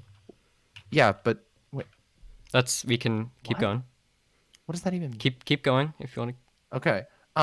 Yeah. The fact of the matter is that this is something that was not true. This was an attempt at whitewashing or hiding the actions that actually unfolded, and that can cause a massive amount of confirmation, which I think both Vivian and I will agree on, that these sorts of behaviors and this lack of transparency by the government can lead to many of the very people who are the targets of extremist rhetoric concluding that they were correct in assuming all of the conspiracy involved. And we have to hold the government to a higher standard because they're the government. True. I agree. I'm glad your new argument is much more defensible. Okay, right. No, You're an that's idiot. Okay. So it's not about shitting on Demon Mama. Can sorry, we? go ahead, Chad. I was going to say, Actually, like, no. no, it's about shitting on Know Nothing. Okay, no, I'm just kidding. Know Nothing's barely spoken this panel. I feel bad for him. Okay, listen. I'm all only good. right. Let's bring it back a bit. Okay, so what I want to do, we're doing the Quentin Tarantino thing. Okay, so we've done the third act. Let's go back to the first act. Okay. So what I want to talk about now, and this is something that I've seen contentious discourse about. I don't know my own position on it because there's a lot of reading to do, and I don't like reading. But what do we think about the warrant? So it tends to be favoured around, was the warrant legal? Was it justified? Things like that. So I'm going to throw it out to Know Nothing first, and then Mel hasn't spoken for a little while. So Know Nothing, I want you to give your perspective on the warrant, and then Mel responds, and then we'll go back to open conversation. Go. Just before, the warrant is available in the source list that I posted, by the way. You can find that in the Where did you post it? top section. Sorry? I posted it in... I tagged all of you, like, prior to this. Oh, nice. I know what you're talking about now. Yeah, it's in Stream Chat in the Google Doc. I also posted the Google Doc in chat for anybody who's in chat who also wants to have a look at the search warrant. It's just at the top there, Mount Carmel search warrant. Okay. Know Nothing. Go ahead. Yeah, I'm no expert on this warrant. That's not my expertise or anything, but it seems like my understanding is that when they added the meth lab as part of the warrant, that seems like it's very sketchy and based off of less like legit information. But in general, they were violating laws with the guns and ammunition, and I think the federal government has a right to do a search warrant when it believes that's the case. So I think it probably was justified to do that. The evidence for the meth lab was so, like, it was basically nothing. The evidence was that there used to be a meth lab on the property that I think Koresh had actually reported and asked either the FBI or the local police to clear out. And that one of the Davidians had, like, a previous conviction for meth use, for possession. I'm pretty sure that's, like, just about all they based it on, but they wanted to have that so that they could have military support for the raid. Because if they could prove that that Waco was if they could allege that Waco was a drug nexus, they could get military support for the raid.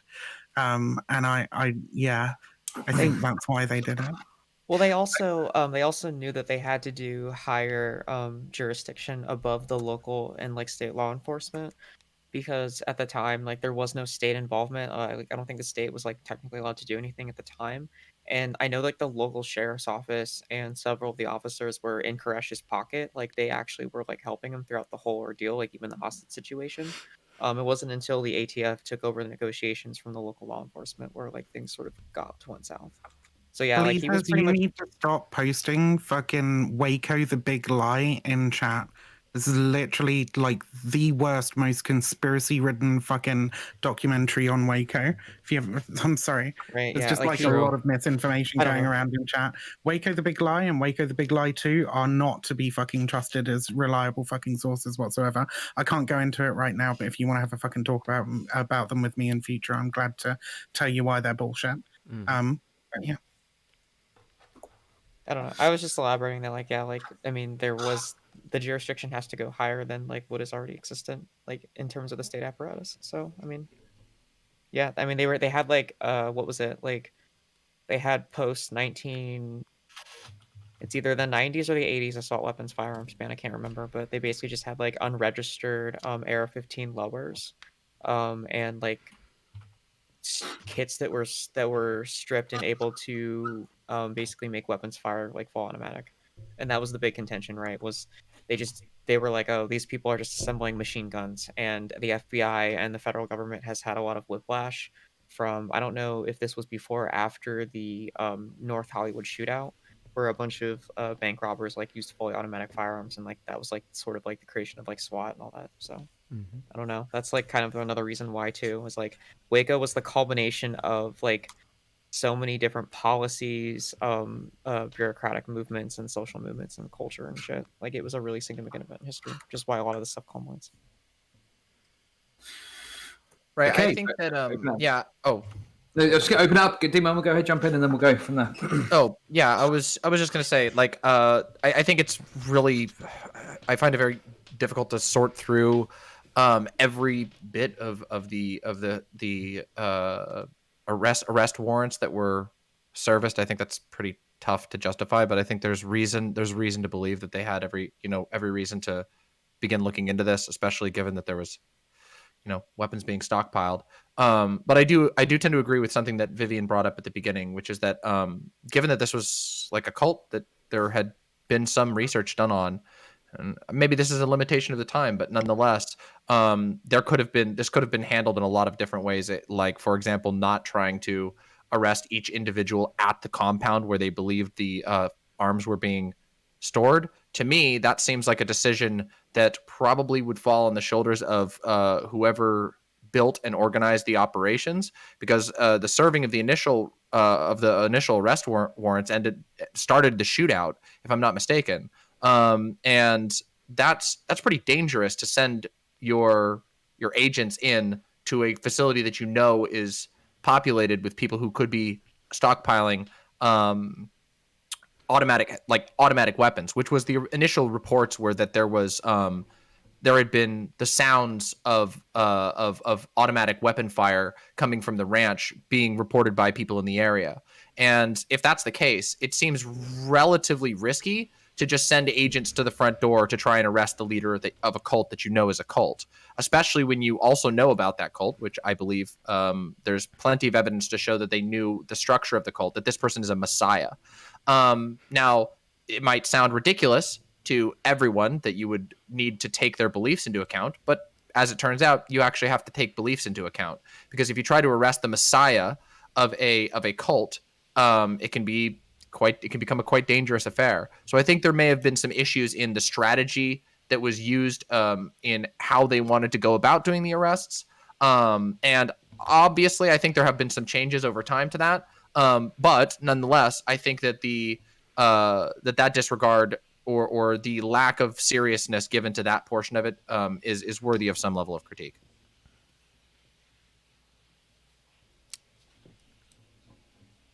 Okay, does everyone agree? Have we agreed on the warrant? Yeah, basically. I mean, the sorry, warrant, thought we I were going think. around the room. I mean, the warrant seems yeah, pretty no, simple. I Like, guess- sorry, God. Oh, there were a couple of things that Team Mama said that kind of stuck out to me.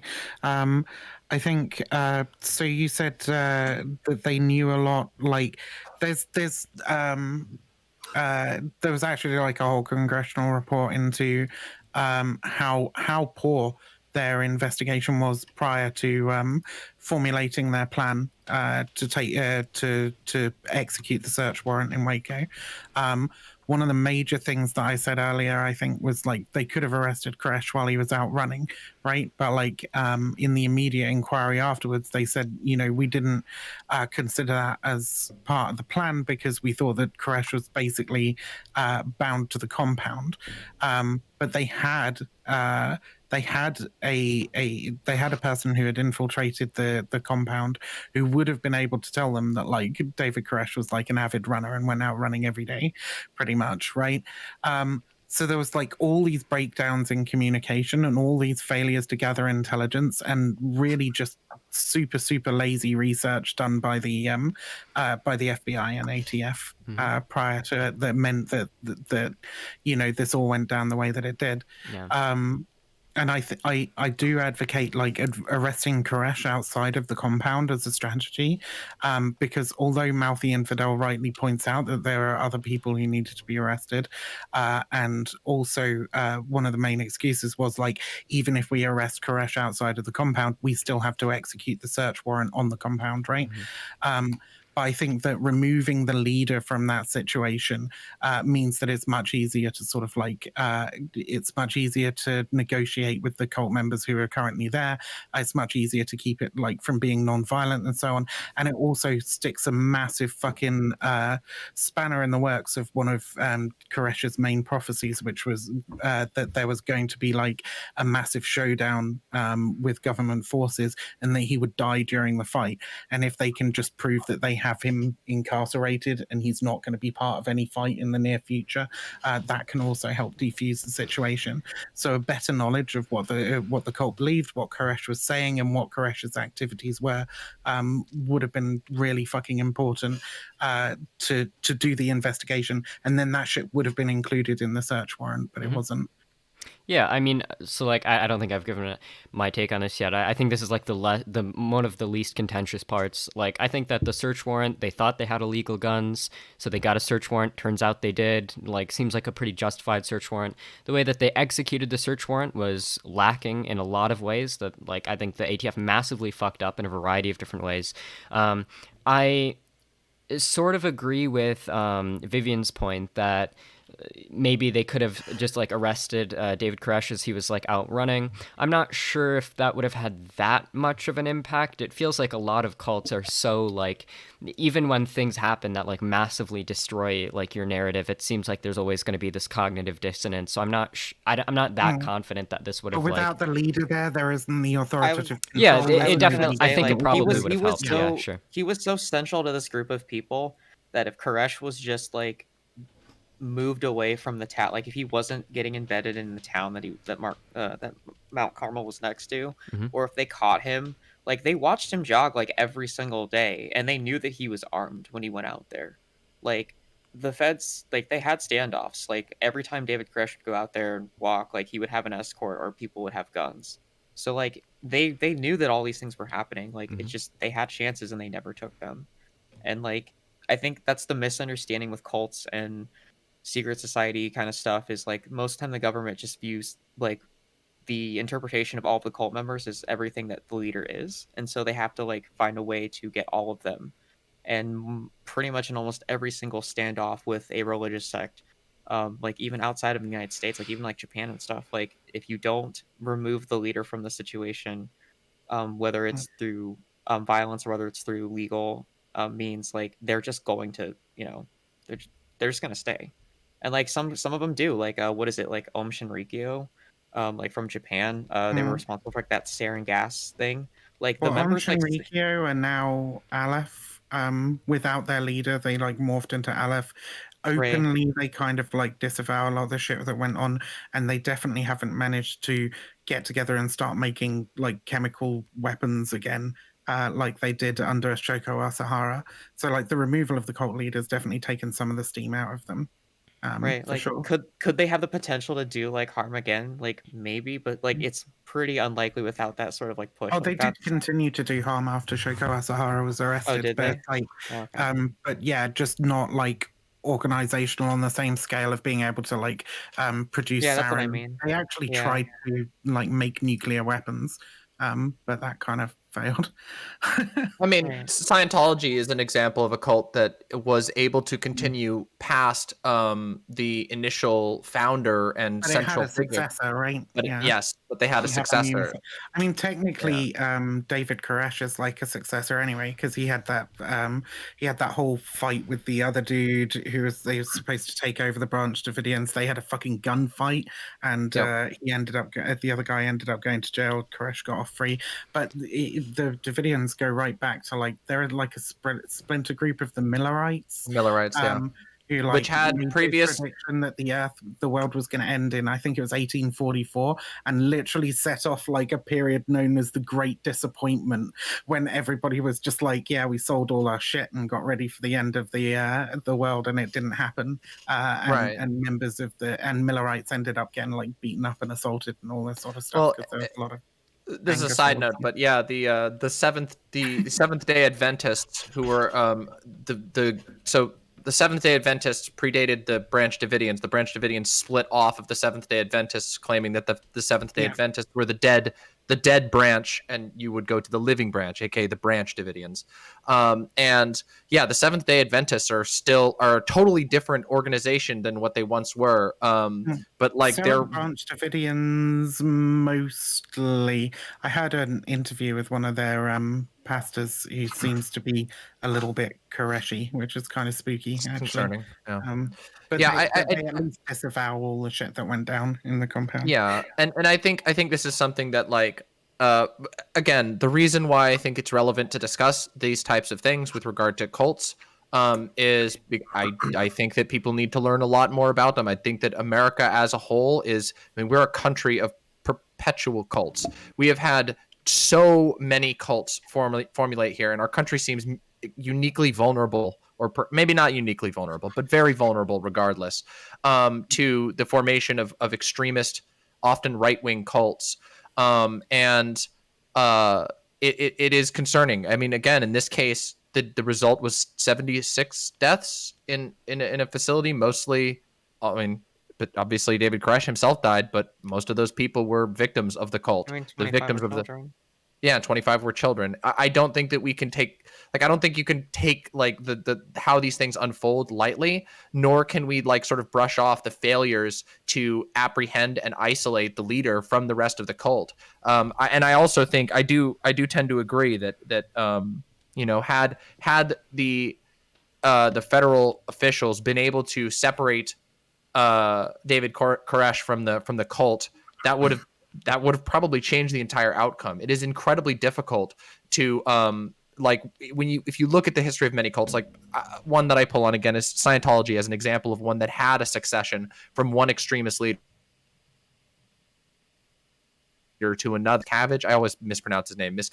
Whatever his name. Yeah. Yeah, Miscavige. Yeah, Miscavige took over from L. Ron Hubbard, but that took a long time. There was like a period of like 5-6 years after L. Ron Hubbard's death where there was internal strife within the church, and it was a church that was systemized and hierarchical in such a way that there was a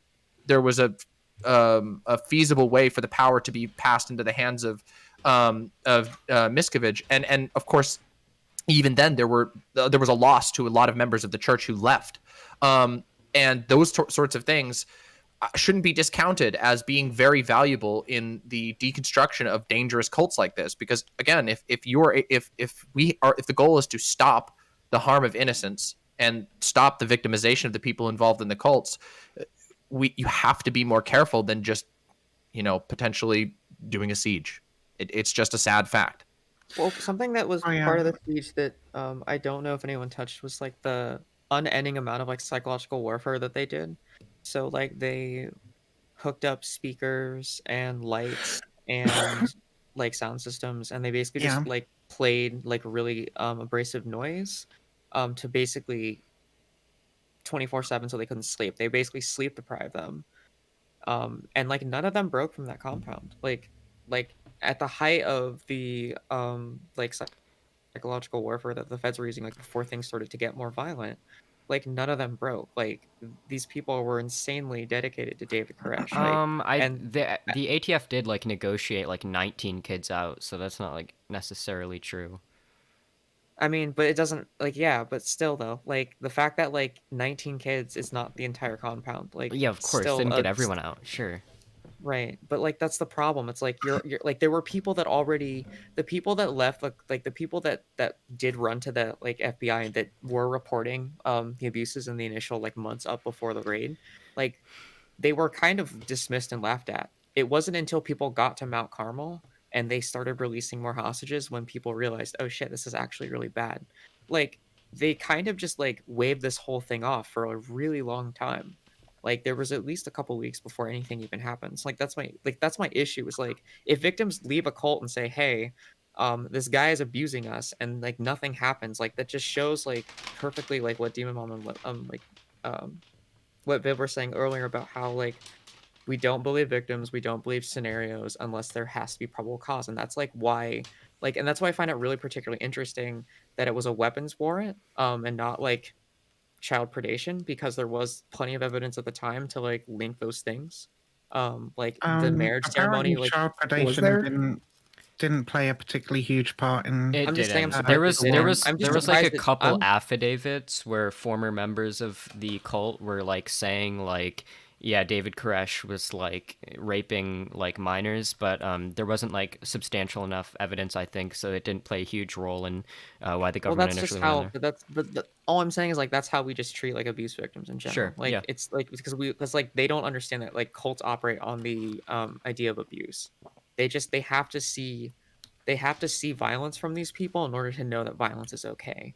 And this was largely applied to almost every single group, right? So like the Black Panthers could stand outside like an area with guns or whatever, but like they're not going to trust, like the federal government's not going to trust them because they have guns, so they're going to wait until there's an opportune time where they can do things. And that's like why there were assassinations of the Panthers and like numerous other groups. Like the state gets to decide like in what ways violence is inflicted on other people depending on like how much they know, and like usually that has to be violence. So like that's why the ATF forum was specifically about firearms over kids, is because they needed a really good excuse to do the things they wanted to do. Well, I think a lot of the reason was that they had more substantive evidence of the guns than they did have for the child rape.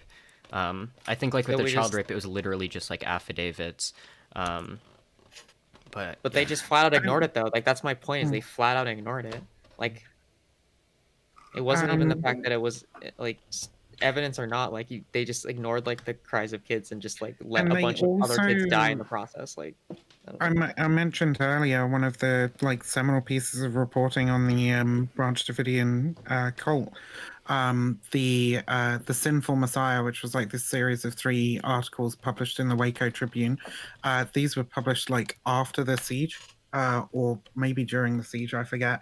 But it was definitely after the FBI rolled in, like at the start, because the whole reason the fucking siege was like Koresh knew about the siege, was because one of the journalists who already knew that the siege was coming, right, was asking for directions to Waco and accidentally told, like, it was like the brother of somebody in the compound or some shit. I don't know. Yeah, they saw him But yeah, outside. He was like milling around. Yeah. I've got all the information in my brain, but it's not coming out. Anyway, the point is, like, they told the Waco Tribune, and they told the newspapers that they were going to be doing the siege, or they were going to be trying to execute this warrant rather, in order to stop them from publishing this series of articles, which made a lot of the allegations of child abuse public. So that's just fucking weird. Okay. Right? Okay, so I think what we can do then, if we move on to the next, unless anyone's got anything else, any other points or any other points of discussion on that. no, I just think picking I one think up. pretty much everyone's like in more or less agreement. So Waco Okay. bad. So let's move on. Let's move on to the siege now. So obviously, following the raid, obviously, well, in fact, we talked about the warrant, but we didn't really talk about the gunfight. So I guess we'll talk about the gunfight that occurred as a result of the warrant trying to be served, and then we'll talk about the raid from the back of that. So, what do we think about the actual gunfight? I can't remember the exact date. The gunfight that occurred that led to the siege. What are our thoughts on that? I mean, I think in part you can sort of say that the ATF is like somewhat culpable in this situation because they decided to go through with executing the search warrant after the cult had already been tipped off. So like that was like kind of a dumb thing to do. But from like I think there's a lot of like dispute. Well, I should say dispute. There isn't much evidence with regards to like who fired the first gunshot. What I'm aware of is like there were like a few on the ground reporters who were there, and all of them testified in court that they believed that the Branch Davidians fired the first shot, but ultimately it's like that's eyewitness testimony. Like that's all there is. It's not like hard I think evidence the either way. prevailing theory is something like because there was like a oh shit, there was like an FBI guy who said that he thought that the first shots probably came from the dog team who were there to deal with the Davidians' dogs. So it might have been that they ended up like shooting one of the dogs or whatever, and those were the first shots heard, and then everybody just went fucking haywire. Yeah, I wouldn't be that's surprised to find that's the case, honestly. Yeah, I've seen that as well, and read that as well. That there was there could have been either confusion or outright aggression over the ATF. I think it was the ATF's dog team that was sent in to clear out dogs at the facility, and I mean Like they were that's all volatile. ready. They were all ready. They were at the windows. They had the fucking guns and shit. They were forewarned like 40 minutes beforehand. Yeah. So like they were ready for a shootout. It's just like we don't really know who set well, it they off. even had the helicopter fly over. There was like a conflicting report that I read somewhere that says that like the dog team went in when they were flying the helicopter because they figured, oh wait, they're not going to hear us go in here because we're flying a big stupid fucking helicopter over their compound. Like I don't know, it's just everything that they tried to Oh do wait, because 2 of the helicopters had to fucking land because they were getting shot at. So I'm Yeah, not 'cause- sure. Like, the well, I don't- well, helicopters I arrived know- at the same time as the cars. They were supposed to arrive beforehand to get them looking over the other side of the compound. So that was also like a mistimed thing. Yeah, and I Yeah. do know I know one of the helicopters like I know things got particularly bad because like one of David Koresh's wife like like ran up to like a top bedroom. Like even there's like a documentary. I don't know if it's like on Hulu or Netflix, but they even talked about that too. But like most of his wives, I think all of them but one of them, pretty much all of them, like had guns in their rooms, and they like kicked their kids out, and they were the ones. The wives were the ones shooting from the windows, like at the cops. And Yeah. so those were the Um, ones that were like most loyal, I guess. That's why they say they shot first, because David got shot mhm. in the initial. And so Mm. Sure. once they heard David got shot, all the wives just started shooting back. That's Sure. why So they say the like Brings being shot just first. in terms of like the evidence that I'm aware of from in regards to like who shot first, here's a quote from a Dallas News article. Koresh claimed the ATF started the firefight, but agents who got closest to the compound and journalists who were there said the Davidians shot first. KWTX's cameraman who filmed the gunfight testified in the 1994 criminal trial that gunfire originated from inside the compound.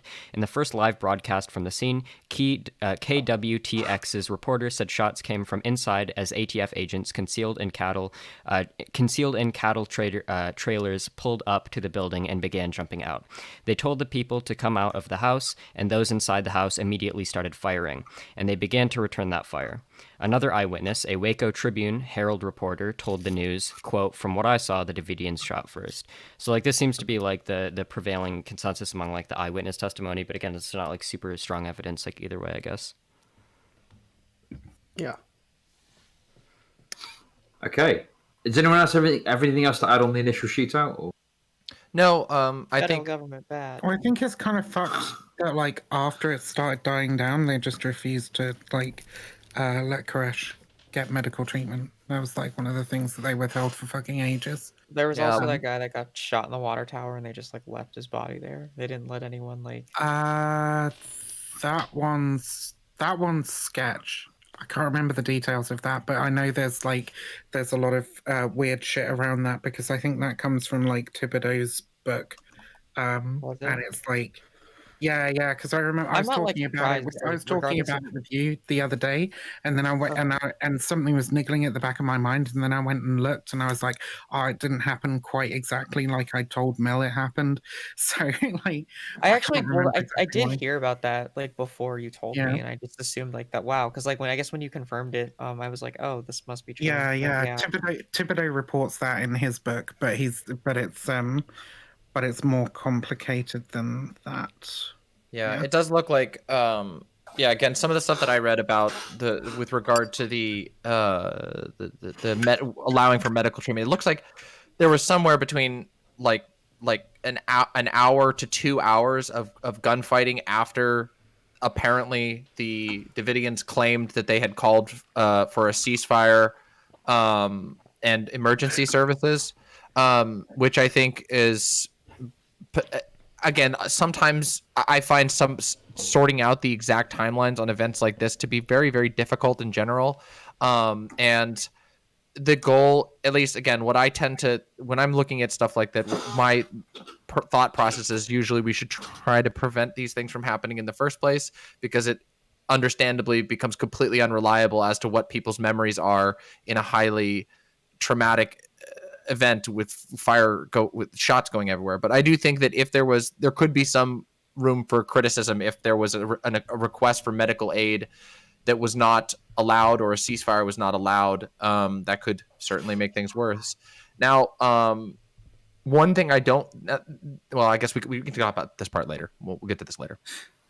Okay, yeah. So we'll move on I to don't know. the. Sorry, go No, go all on. I want to say is like I guess like the one thing is like if people agree that the siege should have happened in a firefight, then you are partially also agreeing that like the children's lives in that compound like also did not matter, because like they knew that they were kids in that compound the entire time. Like this was very well-known information, and like they should have known that through this entire siege they had to have minimized violence. Regardless of the condition of those children, that should have been the number one priority. And the victims that came forward that were talking about predation, and the children that were released earlier, like were given pretty much almost no treatment. Like I definitely remember reading reports of the children that were like released early as hostages, like they were given under the care of like court or like just appointed psychologists, and they were trying to bait those kids like freshly out of the situation to like divulge as much information as possible, which was like a really really bad decision to make. I don't know. Like, I guess regardless of how you feel about the siege in general, like it just shows that like regardless of what you think, who shot first, who didn't shoot first, like if you agree that this was like a good event or it was handled the best way or whatever, like it's still like their children still died, and it shouldn't ever be excusable. And like that's the problem with the justice system is it doesn't really care. Like warrants aren't moral. Like you can't really moralize these things if people are going to die, especially children. And that's really it. Okay, so let's move on to the siege itself then. So obviously after the initial gunfight, there was I think it's 50, is it 53-day siege? 52. But it's 52-day siege that was obviously discussed. It's been discussed, dissected, talked about a hell of a lot. What are our thoughts on that element of it? Well, I certainly think one thing that I found really interesting and certainly worthy of critique on the side of the feds in this case is that I didn't even know this until I started researching it, but the same person who oversaw the Ruby Ridge incident also oversaw the Waco incident, and Wait, if you're talking about the hostage negotiator, Richard Rogers, right? that's The hostage rescue guy. that's a fiction of the 2018 series, Is TV it? series. Because I have Yeah, there's it didn't citations of this. happen. There's citations of this even in Is the there? Wikipedia article. Yeah, I mean maybe it's wrong. I Could be. don't know who we're talking about here. If we're talking about the hostage negotiator, that's not the case. But like, if you're talking about somebody else, it might be. I'm not sure. Maybe. The This I know- says hostage I know rescue in the team, I think. 2018 series, It they was had Richard the hostage- Rogers. Yeah. Richard Rogers was previously criticized for actions during Ruby Ridge. There's just multiple citations for this. I mean, I can go and double check on Yeah, this. But yeah, no. it was a factoid I thought was certainly interesting, but I don't know. I mean, I guess it's certainly possible that's not the case. There seems to be Yeah, Gary at least 2 or Nosner 3 is different the- ones. Yeah, Gary Nosner was the hostage negotiator at Waco. What was the guy you're talking about? What was his name again? Let's see here. This was hold on. Richard Rogers, I was think. I was just opening up the archive of the FBI report on this that's cited. But it was the FBI hostage rescue team was headed by hostage rescue commander Richard Rogers, who had previously yeah, been yeah. Wait, Richard Rogers. Richard Rogers, yeah. At Ruby Ridge, Rogers overrode the site commander at Waco and had mobilized multiple teams to the same site. Yeah, this is the citation from. I mean, again, this citation is given as from the FBI's official report on this. Now, it's possible that I haven't read the entire FBI report. Yeah, we're talking about two different people. That's what I was saying. Yeah, as far as I know, like because there's so many fucking like films and dramatizations and documentaries, and so like nearly all of them are inaccurate in some fucking way. right. And I just thought I tried to avoid like the 2018 TV series puts Gary Nosner, the hostage negotiator at Ruby Ridge and Waco, but he was actually only at Waco. Yeah, it looks like Richard Rogers was at Waco and Ruby Ridge. Yeah, and it looks like even though like he wasn't, as far as I can tell from reading this, like he wasn't like the person at the site. He was like operating. I mean, he may have been there himself, but he was not like the actual site commander. He was like the like commander of the overall hostage rescue team, which again, this was even critiqued. Again, this once again, I'm pulling most of this from a citation of a summary of the Justice Department report on this, which it seems to say that like he was overriding local people a lot at both Ruby Ridge and Waco. Now I'm not entirely sure like if he was one of the people who was censured. I know there were a number of people who were censured after Ruby Ridge, but I don't know if Richard Rogers was one of them. I don't have that information on hand. But there were so like Gary Nosner as the hostage negotiator ended up getting basically like kicked out, right? This was because there was this whole big fight going on between like in the FBI between the people who wanted to like try and find a peaceful resolution and the people who just wanted to fucking breach the compound, right? And eventually, obviously, like the negotiators lost that argument because what happened. But yeah, sorry. Yeah. No, Okay. I was going to say, So- any other perspectives to throw in on this one? Any on the siege? I mean, again, without trying to become repetitive to what I've said earlier, there is from just from my sort of lay perspective, and also there appears to be some people who also have studied cults extensively, and in my own research of having researched a lot of cults, there is a serious issue with playing into the prognostications of prophets in giving them the siege that they want, because if you spend decades potentially with certain cults telling your followers that one day the federal government is going to show up and it's going to be you defending the gates of heaven against that, and then that's literally what happens, even if they kind of force it. Again, I believe it's very important for us to do better than that, right? Like, the goal is not to respond in kind to a cult. The goal is to outwit them and out tactic them. And I think that avoiding these sorts of siege situations is ideal, which clearly didn't happen here. But again, this isn't the first. It would be one thing if this was like the first event of its type. While it's one of the most famous, is not even close to the first event of its type. And I think there is room to critique and criticize the FBI in their approach. Oh yeah, I mean, cult experts at the time were saying like that a lot of the tactics were like really stupid, and that they'd just play into the narratives that Koresh had already spun. And I think Mel was right to bring up like the psychological warfare tactics. They're like playing. They played all kinds of shit, like songs and shit, but also like the screams of rabbits being killed, I think. slaughtered, Yeah. like over these massive speakers. And like I don't know, if you're just like making everybody in the compound like horribly fucking sleep deprived, and you're expecting to be able to negotiate with them and like have a rational discussion with them when you're literally like fucking driving them insane, basically. Right. Like, Yeah, I that was like just sort of think my that's yeah. like that's the thing. It's like people always look at violence usually like it has to be like deaths, like people have to die or whatever. There needs to be like a big thing. But like I don't know, psychological warfare is like incredibly damaging, and like it's used all the time on crowds. It's used all the time in protest movements. It's something that like the federal government like and the state apparatus like loves to inflict on people. And if you get past psychological warfare, then the government and the state has no choice but to like physically start doing things that, the state does. And like that's usually the line of like predication, and like this happened at Waco. And the thing is again, like most of the time, police officers, like these institutions, they don't know how to interact with people that are mentally ill. They don't know how to interact with like communities of color, and they don't know how to generally interact with like, religious movements. And so, like, because they don't have these frameworks, they usually always end up doing these things through brute force.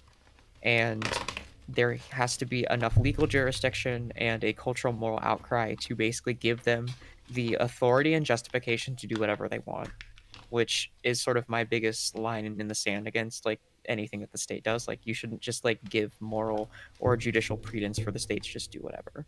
And like that's why white supremacists and white power groups think they can just kind of do whatever now, because like, hey, Waco was a success in a way. Now we can just do, like, we've seen this play out over and over and over again.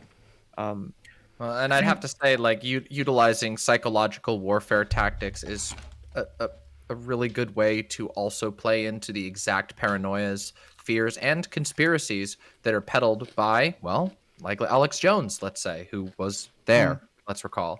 And even if there Alex is Jones paid to have the fucking New Branch Davidian church set up, didn't he, afterwards? Oh, I'm not sure about Yeah, that particular he was involved fact. in that too. Yeah, but I think Okay. that it's... Oh. No, sorry. Continue, Demon. I'll make your point, and then yeah. Oh, I was gonna say, I mean, I think these sorts of things are genuinely concerning. Regardless of like, I think there's a concern in like, downplaying or minimizing the use of psychological warfare against victims of a cult. I mean, let's recall, like, and this was not unknown at the time, but I mean, sleep depriving people has been well researched as a way to basically guarantee that someone behaves irrationally, and the government certainly knows this, and that it makes you wonder, like I would assume this sort of thing is the matter of incompetence and cruelty, as sort of normalized cruelty. But for many people, that is a very understandable point where they can spin off into saying that this is some form of like malice or conspiracy, and that does fuel stuff. I mean, I can't imagine the sort of trauma that would even be inflicted on the biggest victims there, the children. Like, they're being subjected to psychological torture, and I do think that's very concerning. And was it even necessary? I don't think there's a good case to be made for that. And that has a pretty bad effect, right? Like, the trade-off of perhaps having, perhaps the feds could argue, oh, well, maybe we needed to do this, but if not, if it was unnecessary, well, you've now played into the decades of conspiratorial screeching of right wing's group with something that's a matter of verifiable fact and public record. That's very bad.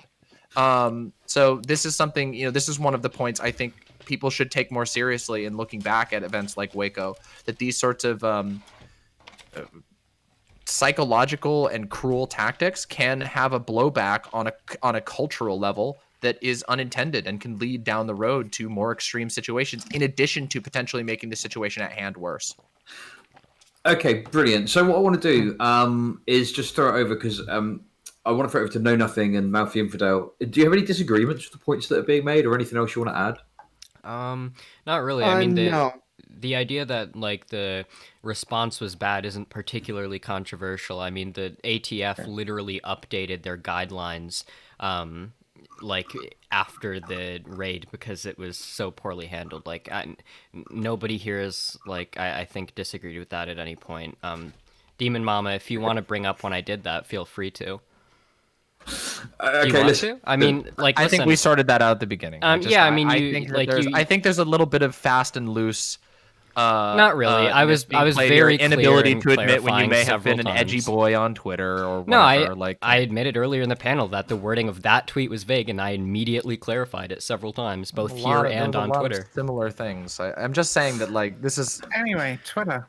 Okay. Look, we're past Twitter. Okay. fair. I mean, as long as you're I willing to say feel- now that there's no contention over the fact that the FBI, in fact, did not do everything right and was not completely justified in all their actions, as long as you're God, who willing to cares about acknowledge Twitter? that. I don't think I've Well, ever Well, there's said a difference otherwise. between the two. Twitter. Like, you can be wrong and still justified in your action. Like, I think the FBI was justified in doing what it thought it needed to do to save the children, right? The problem mean, was well, no, they I didn't mean, do it they use effectively. psychological warfare on children. They threw that all out the door. Like, you can't Like, say that. we've now acknowledged multiple. We've all. What do you mean? There's been consensus on this panel so far on multiple things that the FBI we can all pretty much agree they did wrong, and like But they those weren't things. No, there's a difference between I wrong mean, and justified. is all Well, I'm saying. if they They're not fucking, justified. if this had been different, if they had airstruck the facility and you still said, well, we needed to stop the Branch Davidians, are we still, even though that was a wrong choice, is that still justifiable? No, I think this is stretching the meaning of the word justifiable. I think it's fair to say this was not okay.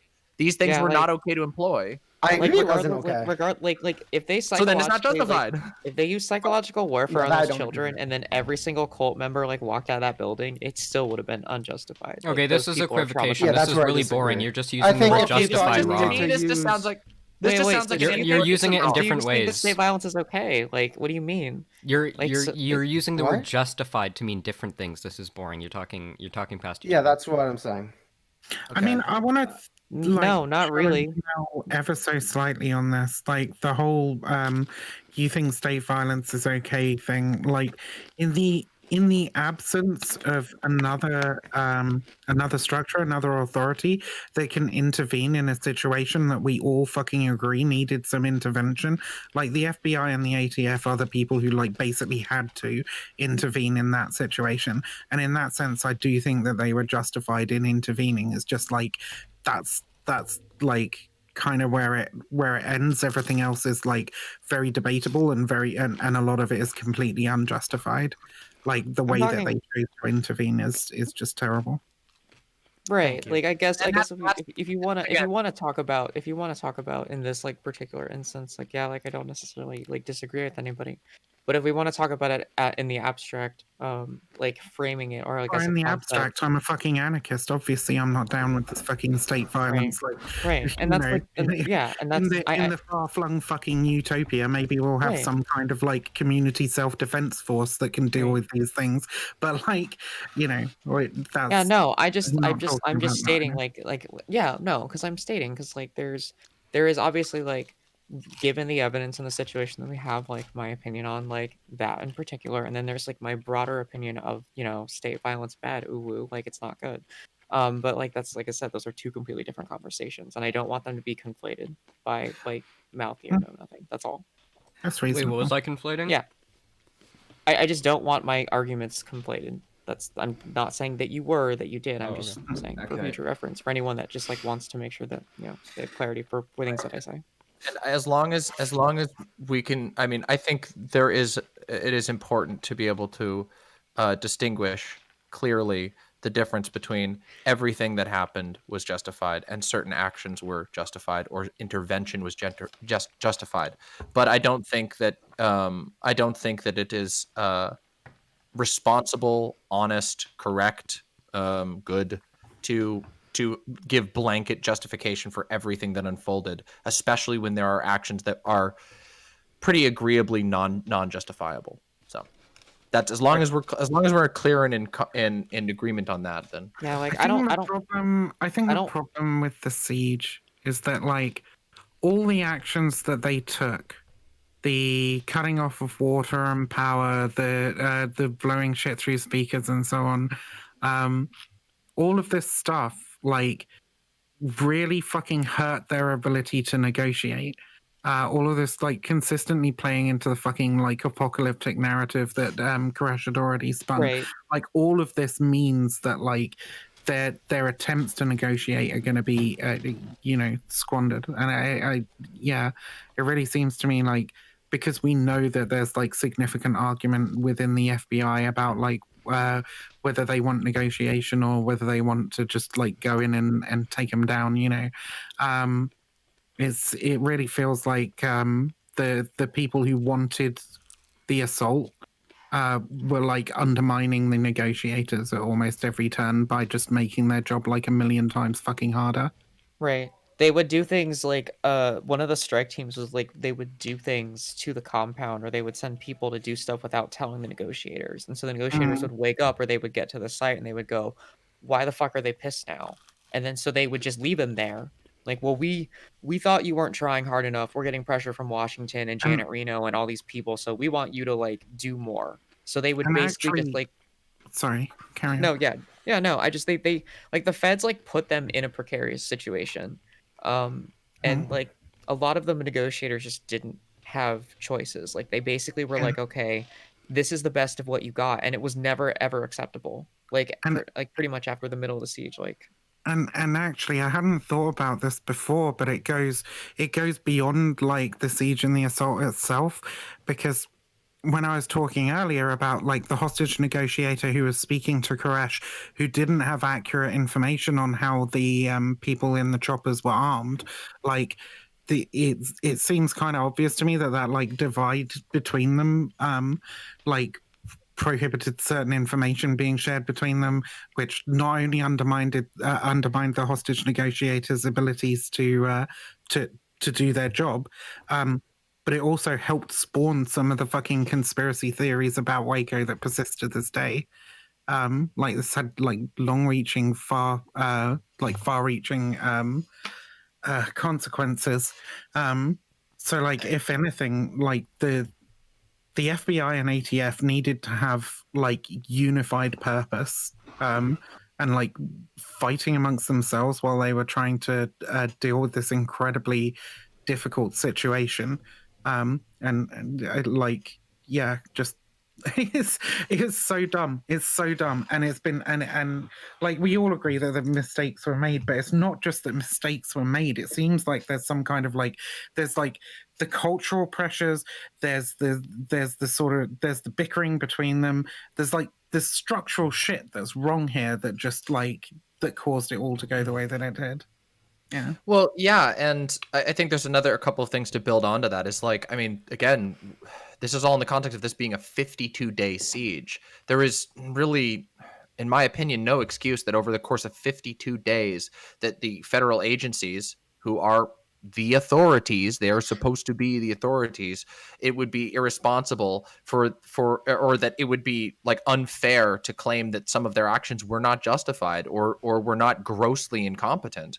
I think that that's a fair claim, especially when you take it in a broader history of how these organizations have engaged in the past, that there were incidents that had occurred in recent memory. Some of the same people were even involved, and the same mistakes were made again, which resulted in deaths. And it starts to bring genuine questions about the seriousness with which this sort of internal ideology of these organizations is taken, like as to whether like how much value is being put on the life of these innocents versus ending a form of rebellion. And I do think that those considerations are very important because, again, it has now led to us having to grapple with a lot of similar movements since. And I find it, I do believe there are very big problems with the way that the federal government has handled splinter, rebellious, anti-government groups, especially cults in the past. You can even look into this with another group that had a very different history, like Scientology. A lot of people don't know this, but like L. Ron Hubbard's house was after he had run-ins with the law on multiple occasions and began to teach his followers that like, oh, the government's going to come for us. Like his house has towers in it that were built specifically to be able to house machine guns. And like these are the sorts of things that can be spun up and used by these cults. So the federal authorities that are supposed to handle these things should be held to a high standard, in my opinion. Okay, so I feel like we're reaching some consensus and agreement. We'll talk about the final thing, and then that I think will be it. So the final aspect to this is obviously the raid that occurred at the end of the siege. So I'm just interested. Obviously, we've spoken about the fire. I just want to talk a little bit about the tactics and the strategies that were engaged in. Why this raid following the siege came about? Whether that was justified? If there was another solution? What do people think about that? Yeah, I think the biggest problem with the raid was that it happened 2 days after they had finally gotten like someone who's like an expert on like the Bible or whatever to talk to Koresh and give him an alternate explanation to his Bible passage that made him believe that there needed to be a violent end to the whole ordeal. And Koresh actually said he was convinced and said, okay, you know what? Let me make an alternate manuscript of what my beliefs are now with the nonviolent ending part. And he said it'll take me a couple of weeks. And then 2 days later, he gets raided.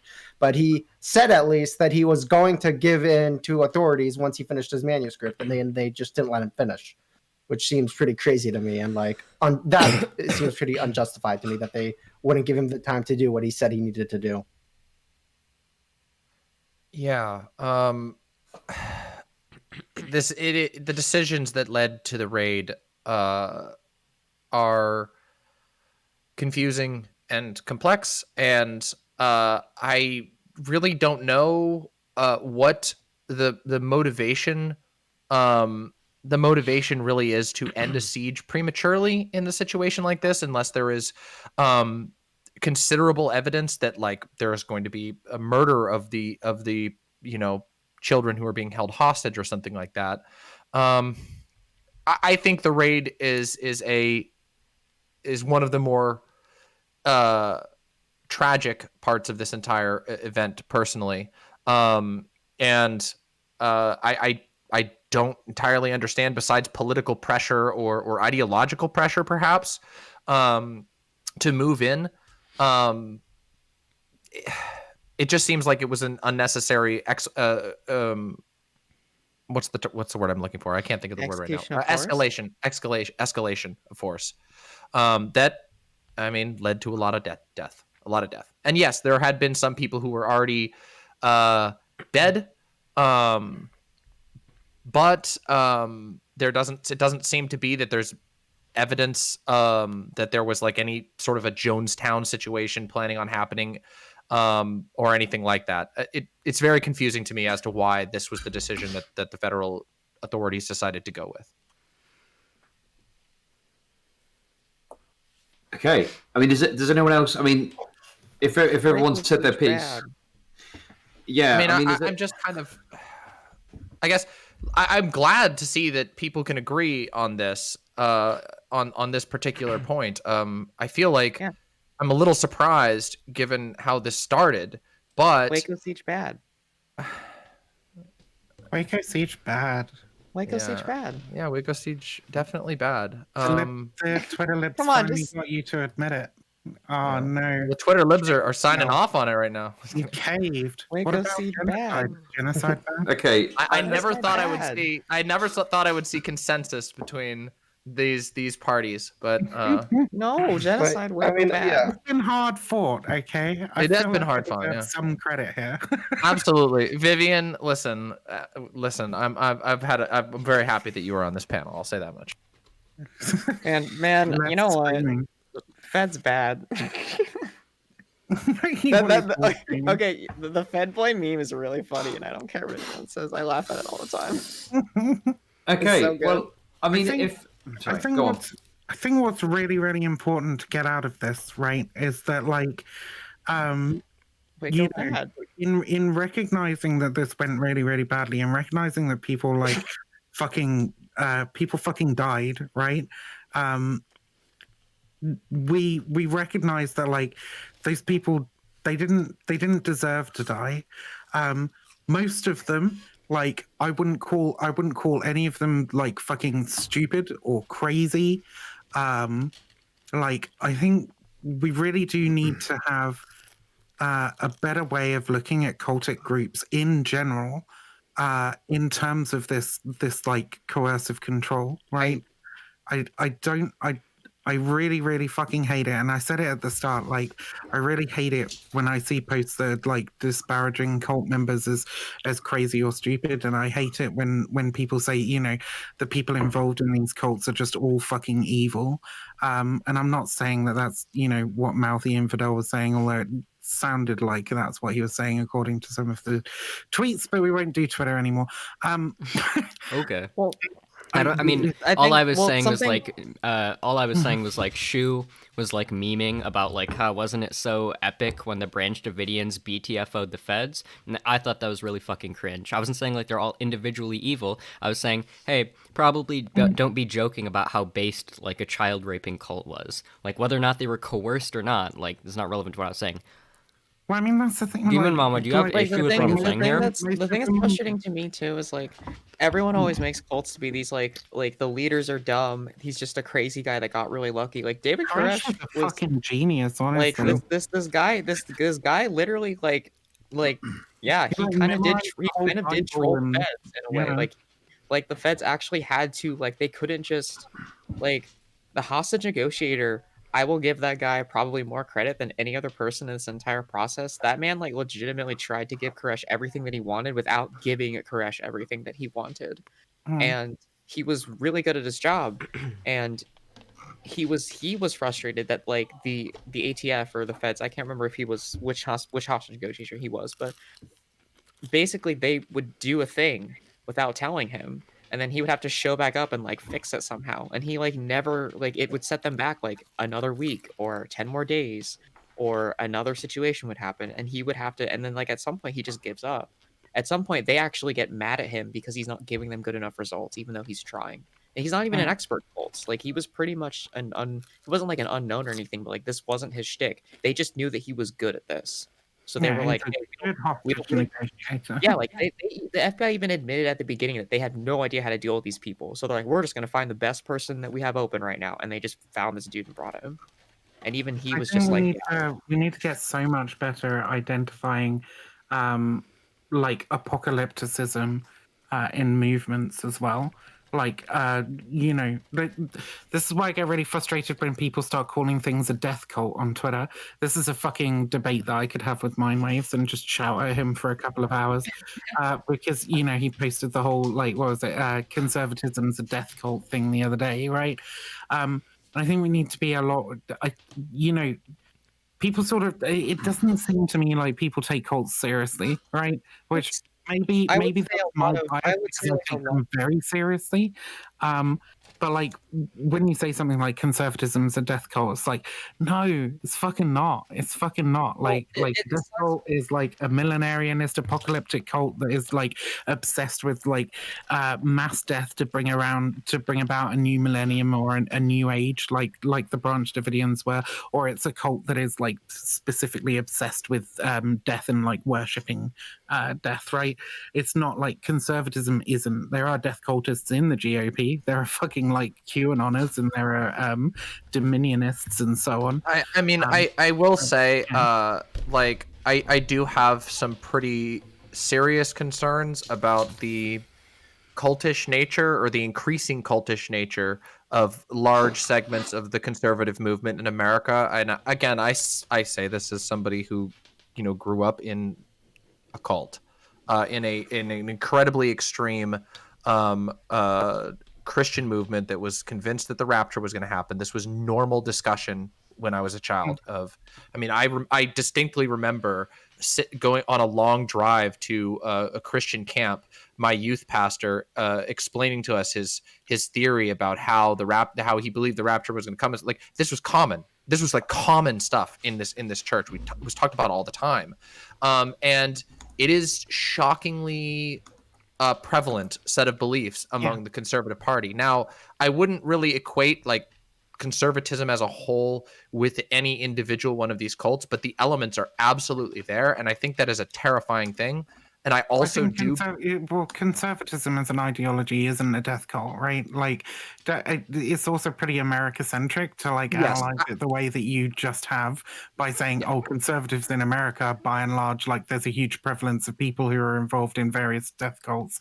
Of but course, I remind you that like conservatism is like a worldwide ideology, and it's like naturally religious people are kind of attracted to conservatism because they tend to be traditionalist. And conservatism is all about conserving. Yeah. I mean, I do think that, like, yes, obviously, I have, being that I live here and mostly talk about American politics, most of my commentary and thoughts on conservatism are about American conservatism, which I do believe American conservatism is a particularly malignant form of conservatism. I think we should be specific, right? Because if we just say, "Oh, conservatism's a death cult," then it's like, "Oh, well, everything's a death cult that you don't like, lib." Right? And like, if somebody turns around and goes, "Hey, like, I'm worried that this group is turning into a death cult," right? They have like apocalyptic prophecy. Yeah, I don't. Well, I agree. I agree at the with same Viv, time, like, at the same time, I think there is a lot of I do agree that rhetoric should possibly be more careful on this particular subject, especially going forward. I do agree with that. But I will say, I think, and again, this is an American perspective because I'm an American and I grew up in an American evangelical cult and all this shit. But there are the aspects of the death cultiness, and that how that plays into the sort of American brand of fascism is really becoming prominent. And it has led to mass death here in this country already, to the degree that, like, I mean, even today there was footage out of I can't even what it was. There was a protest, an anti-mask protest of people burning masks in the middle of a plague that's killed 600,000 people. Like, I don't know that this should be downplayed, but I do think that we need to change the way that we understand. It isn't quite the same thing as a death it's cult, not the same right? thing. But there are They're not very death. strong elements of this, and there's no avoiding the fact that in the rise of Donald Trump to popularity, end times prophecies were a huge part of his popularity, with a lot of Christian. Well, they were fundamentally popular with Obama. Yes, like but Obama was like the second coming of the devil and stuff. Like yes, these but things have always I been recognize involved that. they've But always been there. This is okay. not new. Can we just like say this was Um, a reach and move on? Wait, Yeah, what do like you mean? that. What Like do you mean to reach? Like, what are you like actually this is talking not about? like this is There's I don't understand. I feel like you're talking about different things. The point that I'm trying to make is that there is a very, very, very concerning uptick in the conservative movement in the United States as to how much they integrate specifically evangelical doomsday this has been around rhetoric. since the 1970s. Okay, I don't care, Mel. Like, Yeah, you're and not how talking much, about the same thing. and how many more people are like embracing it? I completely agree with Right, you. there's Like, a lot of people, and a really again, good example of this, especially the like really crazy evangelical bent of QAnon. But essentially, QAnon just says like, you know, that we're going to win the fight against the deep state, and we're going to usher in an age of world peace. And winning the fight against the deep state means mass executions and putting Hillary in Gitmo and stuff. Right? well, and it goes more than that, though. Which is this is what I'm trying to speak to as having a different background than a lot of people here, having come from a ridiculously and still growing popular extremist fundamentalist Christian group. These are now Christianity as a whole is losing in popularity, but extremist Christianity is growing right now. And the reason and part of how they're doing that is using, I mean, the same way that they've always have. They build these movements around these they incorporate and digest and absorb parts of QAnon, and there's interchange between this. I mean, look at how if you even take a look at like the speeches. This is just an offhand example of this, but if you even look at the speeches of like the My Pillow guy, how he weaves Christianity in almost seamlessly into these absurd mass execution QAnon stuff. Yeah, Not insane. But yes, but he's a QAnoner, and he's a fundamentalist Christian. Like, right, yeah. and this is huge, and the Christian right in America is a mainstay of the GOP. They are perhaps the most powerful faction to this day. I know that everybody had their atheist phase, and people kind of think that religion is like declining, but it really isn't. They have a lot of power still, and it's really concerning, especially when you know that the government that is potentially going to be locked in conflict with a lot of these people, potentially because of situations like this, might respond in ways that in their minds further justify their beliefs. To me, that is a very scary thing, and I really want to send a message out to everybody out there. Something that I believe deeply is that we should start to really come to understand how indoctrination works and how that type of cult and religious mind control. It sounds ridiculous to call it that, but that is what it is, because this is going to be something, especially for Americans, especially people who are going to be potentially arguing against or going up against a lot of fundamentalists in the coming years. Please start to learn about this stuff and pay attention to it, and don't underestimate it, please. I don't like the term mind control because it sort of conjures up certain kind of like colloquial definitions in people's minds. I tend to use like either coercive control or like thought control because I think they're more helpful at like communicating. I'm not having a go. Yeah, that's fair. No, that's perfectly fair. Okay. That would use the term mind control. But I think when communicating to the layperson, I think those kinds of terms are better. Yeah, usually what I would say is something like indoctrination. Sorry, I was expecting this to go for about 2 hours, and I don't know. We've been over that now. We're kind of moving. So basically, I think we kind of established and covered the main stuff. Does anyone else have anything to add on the main topics or any other contention they want to discuss before we wrap things up? Should we do like a final statement and outro or something? Yeah, let's do that. No, that's fine. That's fine. If everyone's happy to do that, anything else I don't want to talk about, but it doesn't seem like there is. So, what I'll do, I'll start in the bottom left, and we'll go around one by one. So, Mouthy and Fidel, do you want to give any final thoughts, and then just give yourself like a shill? Okay. Yeah, sure. I mean, just like a brief overview. I think that the initial search warrant was justified. The ATF involving themselves in what was going on with the Branch Davidians was justified. I think the Branch Davidians were the ones who lit the fire. I think the ATF fucked up in a variety of ways, which is why the government subsequently updated their guidelines as a result of what happened. Yeah, and I don't think any of this is particularly controversial, so... Okay, and give yourself a shill. Oh, So your channel and whatnot. yeah, sure. I'm Mouth the Infidel. That's what my YouTube channel is called. Usually, I don't talk about cults. Usually, I tend to talk about like using arguments to justify like good economic policy and civil rights stuff. I guess this is like somewhat of a departure, but yeah, I guess that's what I do. I also have Twitter, on which I tend to be a bit more spicy. Okay, cool. Viv. Me? Oh, yeah, just a little bit more empathy for members of cults and stuff. And if you want to learn how to do that, how to acquire that empathy, I'd suggest you follow me on Twitch, Twitter, and YouTube. Definitely Twitter. If you follow me on Twitter, I get more followers and my number goes up. And not only does that give me endorphins, but it also makes me look like I'm a serious individual, which I really want to deceive certain large figures into thinking that I'm some kind of serious person that they should engage with so that I can get interviews with them, because that's literally what I love doing, is talking to people who have more expertise on issues than I do, and bringing those people to this platform so that you guys can hear what they have to say and even ask them questions if you want to. So yeah, definitely follow me on Twitter. I'm Mexican Wolf. I do cults and extremism, and if you want to catch me anywhere, you'll catch me at 4 p.m. EST on Touring News' channel every Saturday. Okay, Mel. Hi, Waco bad. Yeah, so basically the entire response to this situation I think was highly incredibly botched by the FBI. Cults are really bad, everyone.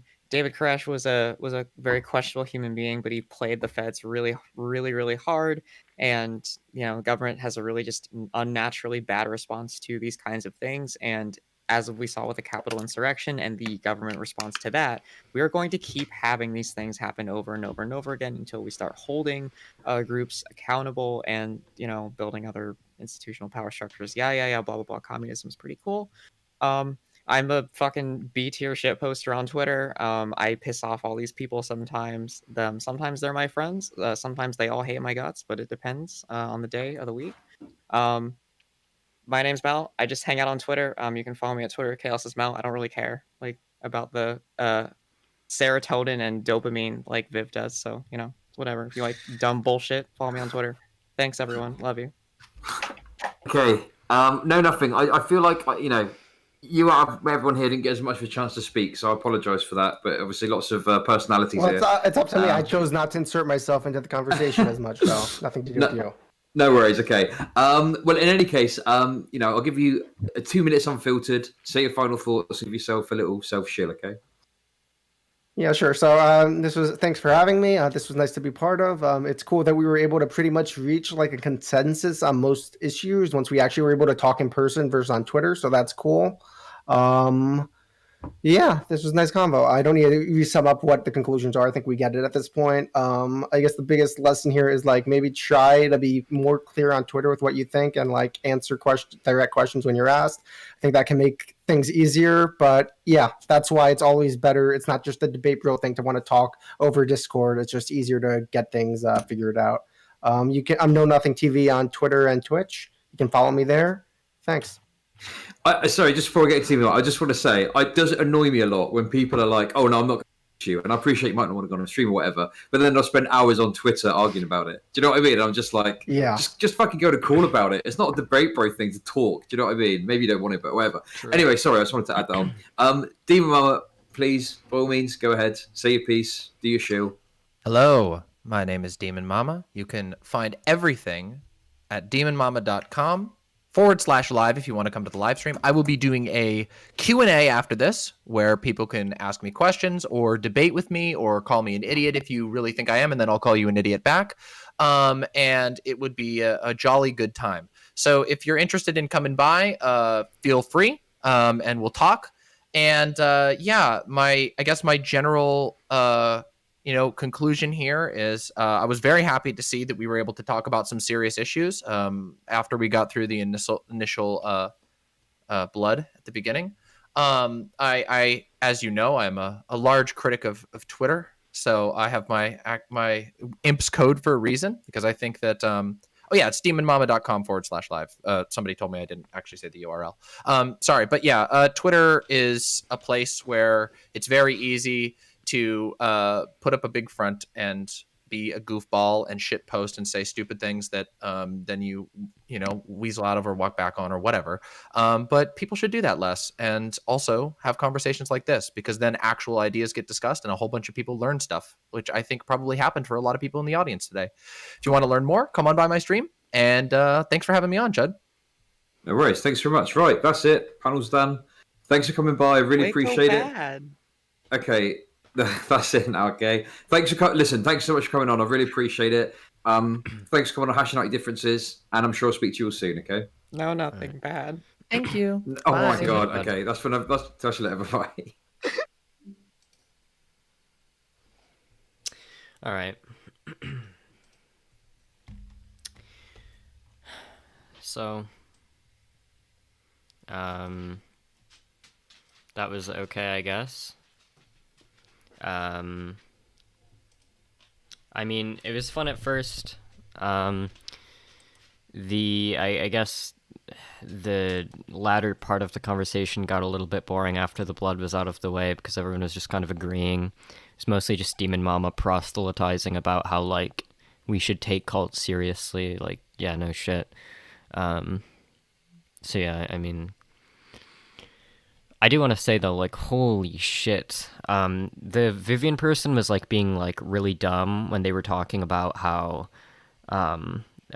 like it was like ambiguous as to what Mel was implying with her tweet. So like that was really stupid. I thought it was like quite obvious. But like, I mean, she didn't seem that bad. Mel and Demon Mama are so unbelievably weaselly and disingenuous that I don't think there is anything of value to be gained from conversating with them on anything ever. Like watching them like weasel out of all the shit that they said, and watching Demon Mama like frantically search through Wikipedia for arguments to use like live on stream, and then like misciting reports was like fucking hilarious to me. Yeah,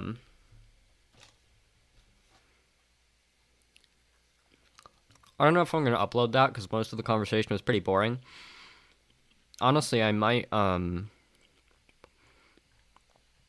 just cut out the blood sport stuff and then upload that, because that was the actual funny part. Most of the conversation besides that was like pretty sleeps to me. Yeah,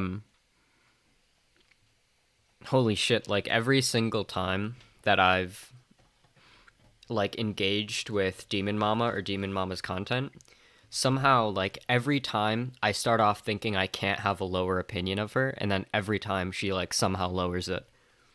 It's like, it's extraordinary how incredibly fucking weaselly she is.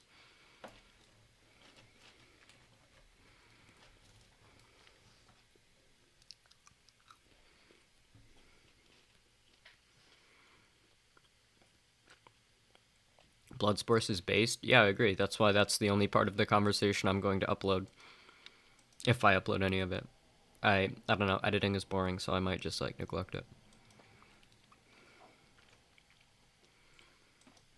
Oh shit, wait, my camera's not on.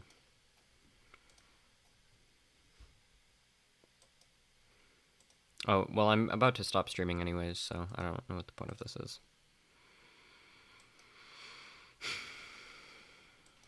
New to Twitter, who the fuck is Demon Mama? Just a very dumb, very disingenuous, weaselly fucking person. Not worth familiarizing yourself with.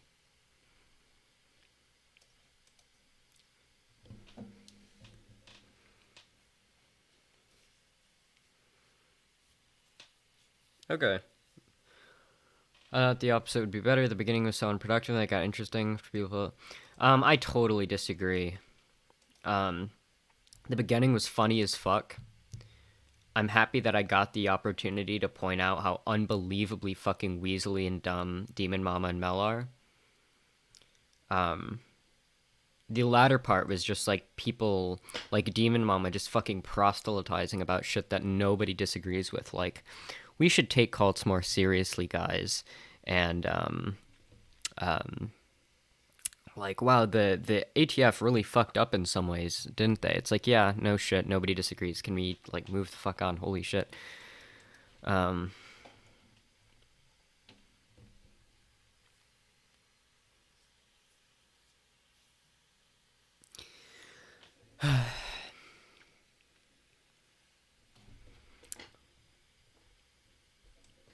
All right. Well, it's been fun. Thanks for showing up.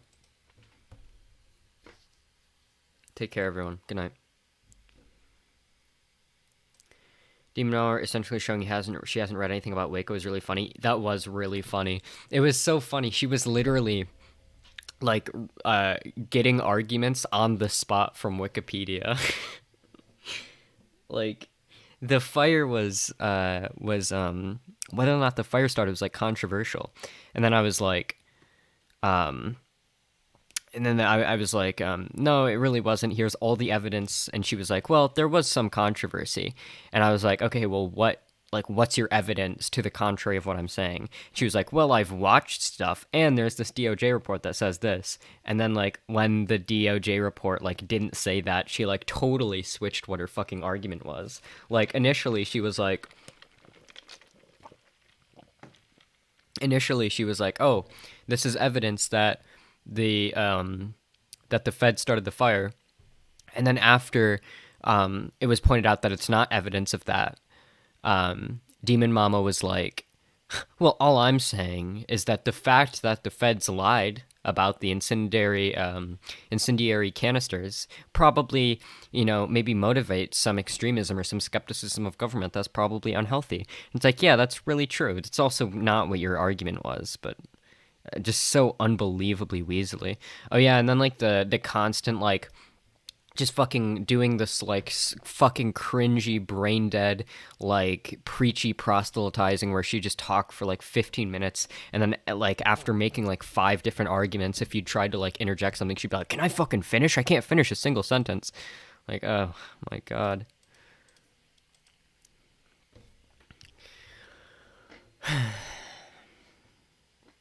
Demon Mama is reading your tweets on stream. I'll stand by all of them. The one tweet that she brought up that she thought was evidence that I was like morally condemning every individual cultist. She brought up a tweet where I was like, you can't not think the FBI should have been involved and also be against child rape, right? Because like you can't do both of these things simultaneously, because if you think the child rape that was happening was bad, then you should advocate for the government stopping it. And if you don't, then you're not actually opposed to like the child rape. That's the argument that I was making in that tweet. I thought that was like pretty clear that was the argument that I was making. But like, yeah. But I guess she like thought that like, I have no idea how you could interpret me saying that the government should intervene to stop child rape, how you could interpret that as being like, oh, every individual cultist was like, should be morally condemned. Like, how do you even get that from that? Like, none of my tweets at all implied that. Like, I don't know. It's very strange. I can't tell if she's just really dumb or really bad faith. Well, she's definitely both. But I can't tell which aspect, like whether her stupidity or like how bad faith and Weasley she is. I can't tell which one of those aspects like determines like or informs like the majority of her behavior. She's so bad faith, no idea why Vosh platforms her. Yeah, I have no idea. All right. Well,